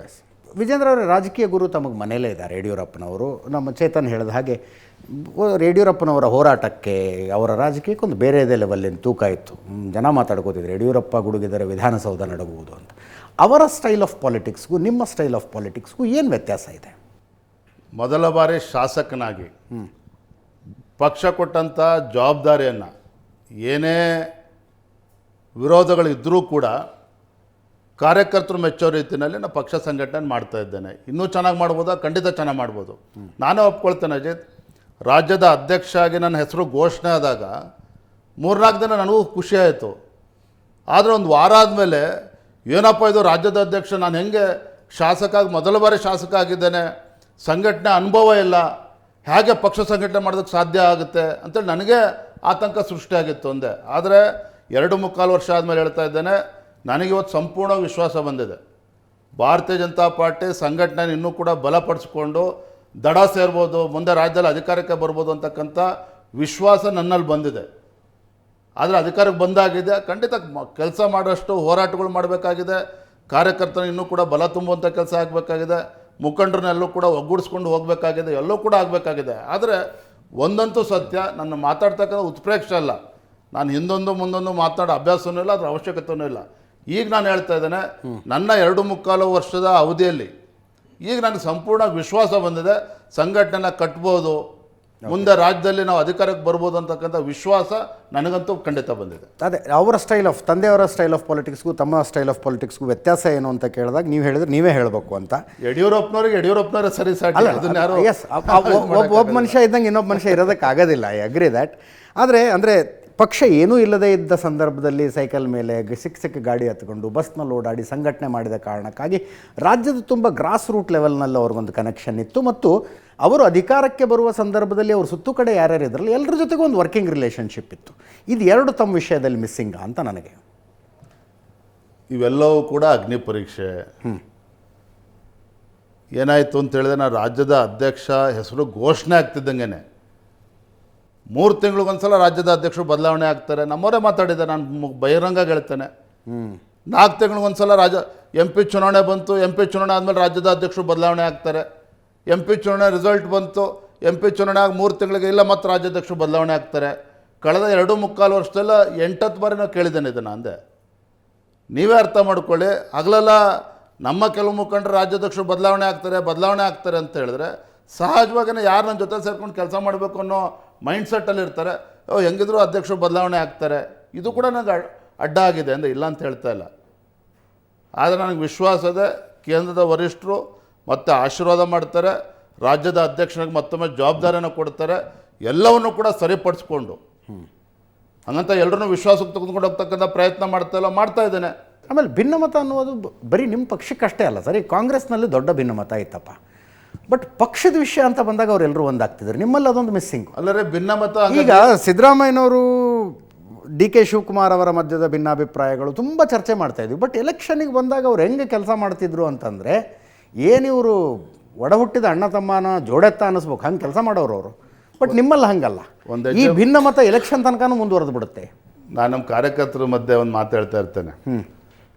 ಕಾಂಗ್ರೆಸ್ ಪಕ್ಷದಿಂದ ಅಧಿಕಾರ ಹೆಂಗೆ ಗಳಿಸ್ಕೋಬೇಕು ಅಂತೇಳಿ ಕಲ್ತ್ಕೋಬೇಕು, BJP ಅವರಿಂದ ಹೆಂಗೆ ಅಧಿಕಾರ ಕಳ್ಕೋಬೇಕು ಅನ್ನೋದು ಕಲಿಬೇಕು ಅಂತೇಳಿ ನಾವು ನಿಜವಾಗ್ಲೂ ಕಾಂಗ್ರೆಸ್ಸಿಂದ ಕಲಿಬೇಕಾಗಿದೆ ಅಂದೆ. ಸರ್, ಇಷ್ಟೊತ್ತು ನೀವು ಮಾತನಾಡಿದ್ದು ನೋಡ್ರೆ, ಪಕ್ಷದ ಅಂದರೆ ಅಧಿಕಾರ ಇದ್ದಾಗ ಆಂತರಿಕ ಒಂದು ಭಿನ್ನಾಭಿಪ್ರಾಯ ಅನ್ನೋದನ್ನು ಅಂದರೆ ಕಷ್ಟ ಆಗುತ್ತೆ ಶಮನ ಮಾಡುವಂಥದ್ದು. ಆದರೆ ಅಧಿಕಾರ ಇಲ್ಲದೇ ನೀವು ಇಷ್ಟೊಂದು ಭಿನ್ನಾಭಿಪ್ರಾಯಗಳಿದ್ದಾವೆ. ಆದರೆ ಅಧಿಕಾರ ಚುಕ್ಕಾಣಿ ಹಿಡಿಯೋದಕ್ಕೆ BJP ವಿಜೇಂದ್ರ ಅವರು ಏನು ಮಾಡ್ತಾ ಇದ್ದಾರೆ? ಈಗಾಗಲೇ ರಾಷ್ಟ್ರ ಮಟ್ಟದಲ್ಲಿ BJPಯ ಅಧಪತನ ಶುರುವಾಗಿದೆ ಅಂತೇಳಿ ಚರ್ಚೆಗಳು ಶುರುವಾಗ್ತಾ ಇದೆ. ರಾಮ ಮಂದಿರ ವಿಚಾರ ಬಂತು, ಈಗ ನೀಟ್ ವಿಚಾರ ಬಂತು.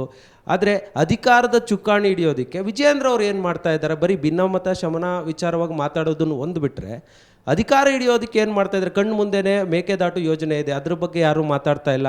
ರಾಷ್ಟ್ರ ಮಟ್ಟದಲ್ಲಿ BJP ಮಾತನಾಡಿ ಮೇಕೆದಾಟು ಯೋಜನೆ ಮಾಡಬಹುದು.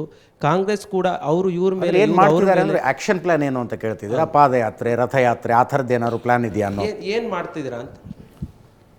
ಮುಂದಿನ 2 ವರ್ಷಗಳ ಕಾಲ ಹೋರಾಟದ ದಿನಗಳೇ. ರಾಜ್ಯದ ಅಧ್ಯಕ್ಷನಾಗಿ ಮನೇಲಿ ಕೂರ್ತಕ್ಕಂಥ ಪ್ರಶ್ನೆನೇ ಇಲ್ಲ, ನಮ್ಮ ಮುಖಂಡರುಗಳು ಕೂಡ ಮನೆ ಕೂರ್ತಕ್ಕಂಥ ಪ್ರಶ್ನೆನೇ ಇಲ್ಲ, ನಮ್ಮ ಕಾರ್ಯಕರ್ತರು ಕೂಡ ಮನೆ ಕೂರೋದಿಲ್ಲ. ಮುಂದಿನ 2 ವರ್ಷಗಳ ನಿರಂತರ ನಾವು ಹೋರಾಟ, ಪಾದಯಾತ್ರೆಗಳು ಎಲ್ಲವೂ ಕೂಡ ನಿರಂತರ ನಡೀತದೆ ಖಂಡಿತ. ಅಂದರೆ ರಾಜ್ಯದಲ್ಲಿ ಯಾವುದೇ ಹಗರಣಗಳು ನಡೀತಾ ಇಲ್ವಾ, ಅಥವಾ BJP ಅದನ್ನು ಗುರುತಿಸ್ತಾ ಇಲ್ವಾ, ಅದರಲ್ಲಿ ಹಿಂದೆ ಬಿದ್ದಿದ್ದಾರಾ ಅಂತ? ಅನೇಕ ವಿಚಾರಗಳಿದ್ದಾವೆ. ಈಗ ಹೇಳಿದ್ನಲ್ಲ, ಎಸ್ಟೇಟ್ ಡೆವಲಪ್ಮೆಂಟ್ ಕಾರ್ಪೊರೇಷನ್ ಇರ್ಬೋದು, ಮೂಡಾದಿರ್ಬೋದು, ಪ್ರಶ್ನೆ ಇಲ್ಲ ರೀ. ಹೊಂದಾಣಿಕೆ ರಾಜಕಾರಣದ ಬಗ್ಗೆ ಈಗ ನಂದು ಉದಾಹರಣೆನೇ ಕೊಟ್ಟಿದ್ದೇನೆ. ಯಡಿಯೂರಪ್ಪ ಸಿದ್ದರಾಮಯ್ಯ ಬಗ್ಗೆ ನಮ್ಮವ್ರು ಏನು ಮಾತನಾಡ್ತಾಯಿದೆ, ಪತ್ರಿಕೆಗಳೇನು ಬರ್ತಾಯಿದೆ, DK ಶಿವಕುಮಾರ್ ಬಗ್ಗೆ ಏನು ಬರ್ತಾರೆ, ನಾನು ಮುಕ್ತವಾಗಿ ಹೇಳಿದ್ದೀನಲ್ಲ, ನಥಿಂಗ್ ಟು ಹೈಡ್ ಹಿಯರ್ ಅಂದೆ. ನಾನು ಆಮ್ ದ ಲಾಸ್ಟ್ ಪರ್ಸನ್. ಆ ಥರ ಹೊಂದಾಣಿಕೆ ರಾಜಕಾರಣ ಮಾಡಿಕೊಂಡು ಅಧ್ಯಕ್ಷ ಸ್ಥಾನದಲ್ಲಿ ಇರ್ತೇನೆ ಅಂತ ಹೇಳಿದ್ರೆ ನಾನೇ ಫಸ್ಟ್ ರಾಜೀನಾಮೆ ಕೊಟ್ಟು ಬರ್ತೇನೆ ಅಂದರೆ ಅದರ ಅವಶ್ಯಕತೆ ನನಗಿಲ್ಲ. And politics is not my bread and butter. ಇವತ್ತು ಪಕ್ಷಕ್ಕೆ ಕೊಟ್ಟಿದ್ದೆ ಅವಕಾಶ, ನನಗೊಂದು ಹುಚ್ಚಿದೆ, ಮಾಡ್ತಾಯಿದ್ದೇನೆ ಅಂದೆ, ಪ್ರಶ್ನೆನೇ ಇಲ್ಲ ಅಂದೆ. ಹೊಂದಾಣಿಕೆ ಮಾಡ್ಕೊಂಡು ರಾಜಕಾರಣ ಮಾಡೋದು ಅಂತ ಹೇಳಿದ್ರೆ ಹೆತ್ತ ತಾಯಿಗೆ ದ್ರೋಹ ಬಗ್ದಾಗೆ ಅದು. ಯಡಿಯೂರಪ್ಪನವರು ಕೂಡ ಅವ್ರ ಜೀವನದಲ್ಲಿ ಯಾವತ್ತೂ ಕೂಡ ಅಂತ ರಾಜಕಾರಣ ಮಾಡಿಲ್ಲ. ಹಾಗಾಗಿ ಪತ್ರಿಕೆಗಳಲ್ಲಿ ದೃಶ್ಯ ಮಾಧ್ಯಮಗಳಲ್ಲಿ ಬರ್ತಕ್ಕಂಥದ್ದು ಎಲ್ಲವೂ ಕೂಡ ಸತ್ಯ ಅಂತಲ್ಲ. ಆದರೆ ಹಂಗಂತ ಮೀಡಿಯಾ ಮಾಧ್ಯಮದವ್ರನ್ನ ಬ್ಲೇಮ್ ಮಾಡ್ಬೇಕಾದ್ ಮಾಡಿಸೋರು ನಮ್ಮವರೇನು, ಅದು ಗೊತ್ತಿದೆ ನನಗೆ. ನಿಮ್ಮನ್ನು ನಾನು ಬ್ಲೇಮ್ ಮಾಡ್ತಾ ಇಲ್ಲ ಅಂದೆ. ನಮ್ಮಲ್ಲಿ ಇದ್ರ ಮಧ್ಯನೂ ಕೂಡ ನಮ್ಮಲ್ಲಿ ಏನು ಬಂದಿದೆ ಸರ್ ಅಂಥದ್ದು? ಅಲ್ಲಲ್ಲ ಇದೆಲ್ಲ ಇರ್ತದೆ. ಹಂಗಂತೇಳಿ ಒಂದು ನಾನು ಮತ್ತೆ ಸ್ಪಷ್ಟಪಡಿಸ್ತೇನೆ, ವಿಜಯೇಂದ್ರ ರಾಜ್ಯದ ಅಧ್ಯಕ್ಷ ಆದಮೇಲೆ ಬಿ ಜೆ ಪಿ ರಾಜ್ಯದಲ್ಲಿ ಡಿಸಿಡೆಂಟ್ಸ್ ಆಗ್ತಾಯಿದೆ ಅಂತಲ್ಲ. ಕಳೆದ 25 ವರ್ಷದಿಂದನೂ ಕೂಡ ಇದೇ ವಾತಾವರಣ ಇದೆ. ಅದ್ರ ಮಧ್ಯೆನೂ ಕೂಡ ಚುನಾವಣೆಗಳು ಗೆದ್ದಿದ್ದೇವೆ, ಅದ್ರ ಮಧ್ಯೆನೂ ಕೂಡ ಉಪಚುನಾವಣೆಗಳು ಗೆದ್ದಿದ್ದೇವೆ, ಅದ್ರ ಮಧ್ಯೆನೂ ಕೂಡ ಸರ್ಕಾರಗಳು ಬಂದಿದೆ, ಸರ್ಕಾರ ಕಳ್ಕೊಂಡೂ ಇದ್ದೇವೆ. ಇಟ್ಸ್ ಅ ಪ್ರಾಸೆಸ್ ಇದೆ, ಎಲ್ಲವೂ ಕೂಡ ಆಗಿದೆ ಅಂತೆ. ಅಂತೇಳಿ ವಿಜಯೇಂದ್ರ ರಾಜ್ಯದ ಅಧ್ಯಕ್ಷ ಆದಮೇಲೆ ಡಿಸಿಡೆಂಟ್ ಶುರುವಾಗಿದೆ ಅಂತೇನಿಲ್ಲ. ಅಲ್ಲ, ಇಲ್ಲಿನ ಸಮಸ್ಯೆಗೆ ದೆಹಲಿಯ ವರಿಷ್ಠರ ಹತ್ರ ಉತ್ತರ ಇಲ್ವಾ ಅಥವಾ ಬಗೆಹರಿಸೋದಕ್ಕೆ ಟೈಮ್ ಇಲ್ವಾ? ಇನ್ನು ಹಂಗೆ ನಡ್ಕೊಂಡು ಹೋಗಲಿ ಅಂತ ಬಿಟ್ಟಂಗಿದೆ ಸರ್ ಇದನ್ನು. ಆ ಥರ ಏನಿಲ್ಲ, ಎಲ್ಲವನ್ನು ಕೂಡ ಅವರು ಕೂಡ ಗಮನಿಸ್ತಾ ಇರ್ತಾರೆ. ಯಾವಾಗ ಏನು ಉತ್ತರ ಕೊಡ್ಬೇಕು ಕೊಡ್ತಾರೆ. ಎಲ್ಲವನ್ನು ಕೂಡ ಅವರೇನು ಸಹಿಸ್ಕೊಂಡು ಕೂರ್ತಾರೆ ಅಂತೇನಿಲ್ಲ. ಶಿಸ್ತು ಕ್ರಮ ಕೈಗೊಳ್ಳೋದ್ರು ಕೂಡ ತಡ ಆದರೂ ಕೂಡ ತಗೊಂಡಿದ್ದಾರೆ, ನೋಡ್ತಾ ಇದ್ದಾರೆ ತಾವೇ ಕೂಡ. ಅಲ್ಲಿ ನಂಬರ್ 1 ನಂಬರ್ 2 ಅಂತೀರಪ್ಪ. ಮೋದಿ ಅಮಿತ್ ಶಾ, ನಮ್ಮದು ಈ ನಿರ್ಧಾರ ನಾವು ತಗೊಂಡಿದ್ದೀವಿ, ಉಳಿದವರು ಫಾಲ್ ಇನ್ ಲೈನ್ ಆಗಿ ಅಥವಾ ಗೆಟ್ ಲಾಸ್ಟ್, ಇಂಥದ್ದೊಂದು ಸಂದೇಶ ಕೊಟ್ಟರೆ ಉಳಿದವ್ರಿಗೆ ಅಂದರೆ ಅದನ್ನು ಆ ಮಾತನ್ನು ಮೀರಬಲ್ಲಷ್ಟು ತಾಕತ್ತಿರೋರು ಇದ್ದಾರೆ. ಇಲ್ಲಿ ಆ ಮಾತನ್ನು ಮೀರಬಲ್ಲಂಥವ್ರು ಇದ್ದಾರೆ. ನಿಮ್ಮ ಸಂದೇಶವನ್ನು ತಲುಪಿಸ್ತೇನೆ ಡೆಲ್ಲಿಗೆ. JDS ಜೊತೆಗಿನ BJP ಮೈತ್ರಿ ರಾಜ್ಯದಲ್ಲಿರೋರಿಗೆ ಭರವಸೆ ಇಲ್ಲ ಅಂತ ಅನಿಸುತ್ತೆ. ಹೈಕಮಾಂಡ್ಗಿರುವಂಥ ಭರವಸೆ ರಾಜ್ಯದಲ್ಲಿರೋರಿಗೆ ಇಲ್ವೇನೋ ಈ ಒಂದು ಮೈತ್ರಿಯ ಬಗ್ಗೆ ಅಂತ ಅನಿಸುತ್ತೆ. ರಾಜ್ಯದ ಒಂದು BJPಗರ ಪಾಲಿಗೆ JDS ಜೊತೆಗಿನ ಮೈತ್ರಿ ಅಗತ್ಯನ ಅನಿವಾರ್ಯನ? ಅಗತ್ಯತೆ ಅನಿವಾರ್ಯತೆ ಬಗ್ಗೆ ಮಾತನಾಡೋ ಬದಲಾಗಿ ನಾನು ಮಾನ್ಯ ಕುಮಾರಸ್ವಾಮಿ ಅವ್ರನ್ನ ಕೇಂದ್ರ ಸಚಿವರನ್ನ ಭೇಟಿಯಾದಾಗ, ಸರ್ ಮುಂದಿನ ವಿಧಾನಸಭಾ ಚುನಾವಣೆ ಒಟ್ಟಿಗೆ ಹೋಗಬೇಕು ಅಂತ ಹೇಳಿದ್ರೆ ಚುನಾವಣೆ 3 ತಿಂಗಳಿದ್ದಂಗೆ ನಾವು ಯಾವ ಸೀಟನ್ನು ಉಳಿಸ್ಕೋಬೇಕು, ಯಾವ ಸೀಟನ್ನು ಬಿಟ್ಕೊಡ್ಬೇಕು ಅದು ಅವಾಗ ಚರ್ಚೆ ಮಾಡೋದಕ್ಕಿಂತ ಹೆಚ್ಚಾಗಿ ಈಗಲೇ ಕೂತ್ಕೊಂಡು ಮಾತಾಡೋಣ.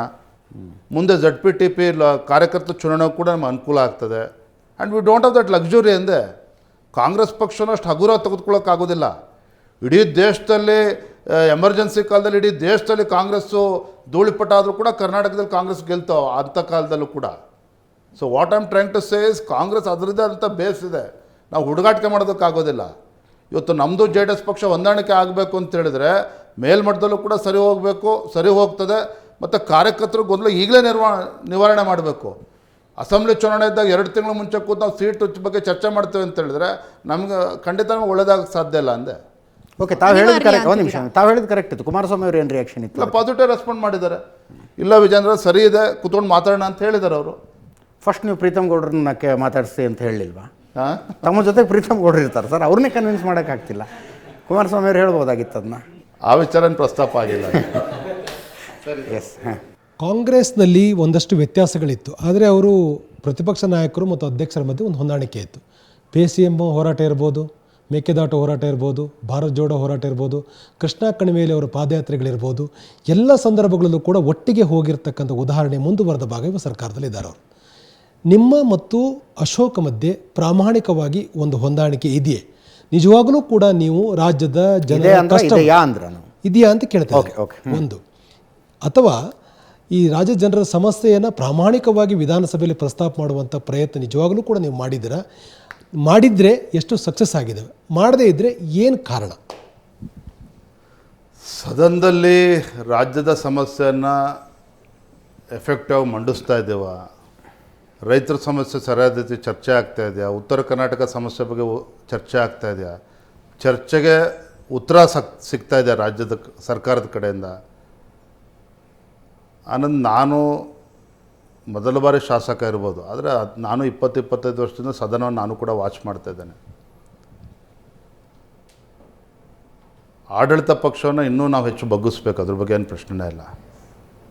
ಅಧಿಕಾರದ ದರ್ಪದಿಂದ ಯಾವ ರೀತಿ ನಡ್ಕೊಳ್ತಾ ಇದ್ದಾರೆ, ನಾವು ಇನ್ನೂ ಕೂಡ ಎಚ್ಚೆತ್ಕೊಳ್ಬೇಕು. ಇನ್ನೂ ನಾವು ಅಗ್ರೆಸಿವ್ ಮುಂದೆ ಹೋಗಬೇಕಾಗ್ತದೆ, ಎಕ್ಸ್ಪೋಸ್ ಮಾಡಬೇಕಾಗ್ತದೆ ಸರ್ಕಾರವನ್ನು. ಸದನವನ್ನು ಕೂಡ ಸರಿಯಾದ ರೀತಿ ಬಳಸ್ಕೋಬೇಕು, ಅದ್ರ ಬಗ್ಗೆ ಏನು ಎರಡು ಮಾತೇ ಇಲ್ಲ. ವಿರೋಧ ಪಕ್ಷದಲ್ಲಿ ನೋಡ್ತಾ ಇದ್ದೀರಿ, ಅನುಭವಸ್ಥರು ಕಡಿಮೆ ಇದ್ದಾರೆ ಅಂದೆ. ನಾನು ಶಾಸಕಾಗಿ ಮೊದಲ ಬಾರಿ ಅದು ಸದನದೊಳಗೆ ಹೋದಾಗ ನಾನು ನೋಡಿದ್ದೀನಿ. ಹಿಂದೆ ಯಡಿಯೂರಪ್ಪನವ್ರ ಕಾಲದಲ್ಲಿ ವಾಟಾಳ್ ನಾಗರಾಜ್ ಇರ್ಬೋದು, ಮಾಧುಸ್ವಾಮಿ ಅವರು ಇರ್ಬೋದು, ಶ್ರೀರಾಮ್ ರೆಡ್ಡಿ ಅವರು ಇರ್ಬೋದು, ಘಟಾನುಘಟಿಗಳು ಇದ್ರು ಇವತ್ತು ವಿರೋಧ ಪಕ್ಷದಲ್ಲಿ. ಇವತ್ತು ಕುಮಾರಸ್ವಾಮಿ ಅಂತವರು ಕೂಡ ಇವತ್ತು ಕೇಂದ್ರ ಸಚಿವರಾಗಿ ಹೋಗಿದ್ದಾರೆ, ಬೊಮ್ಮಾಯಿ ಅಂತವರು ಕೂಡ ಸಂಸದರಾಗಿ ಹೋಗಿದ್ದಾರೆ. ಹಂಗಂತೇಳಿ ಇರ್ತಕ್ಕಂಥವ್ರು ಯಾರು ಅದನ್ನು ವಿಷಯ ಮಾಡಿಸೋದಕ್ಕೆ ಆಗೋದಿಲ್ಲ ಅಂತೇಳಿ ಇನ್ನೂ ಎಫೆಕ್ಟಾಗಿ ಅದನ್ನು ಮಾಡಲೇಬೇಕಾಗ್ತದೆ. ಇನ್ನೂ ನಾವು ಸರಿಯಾದ ರೀತಿ ಸ್ಟ್ರಾಟಜಿ ಮಾಡಿ ಈ ಸರ್ಕಾರನ ಬಗ್ಬಡಿತಕ್ಕಂಥ ಕೆಲಸ ಮಾಡಬೇಕಾಗಿದೆ. ತೃಪ್ತಿ ಇದೆ ಅಂದರೆ ನನಗೂ ತೃಪ್ತಿ ಇಲ್ಲ, ಖಂಡಿತ ತೃಪ್ತಿ ಇಲ್ಲ. ನನ್ನ ಮತ್ತು ವಿರೋಧ ಪಕ್ಷದ ನಾಯಕರ ಮಧ್ಯೆ ಸಮಸ್ಯೆ ಇದೆ ಅಂತ ನಾನು ಹೇಳ್ತಾ ಇಲ್ಲ.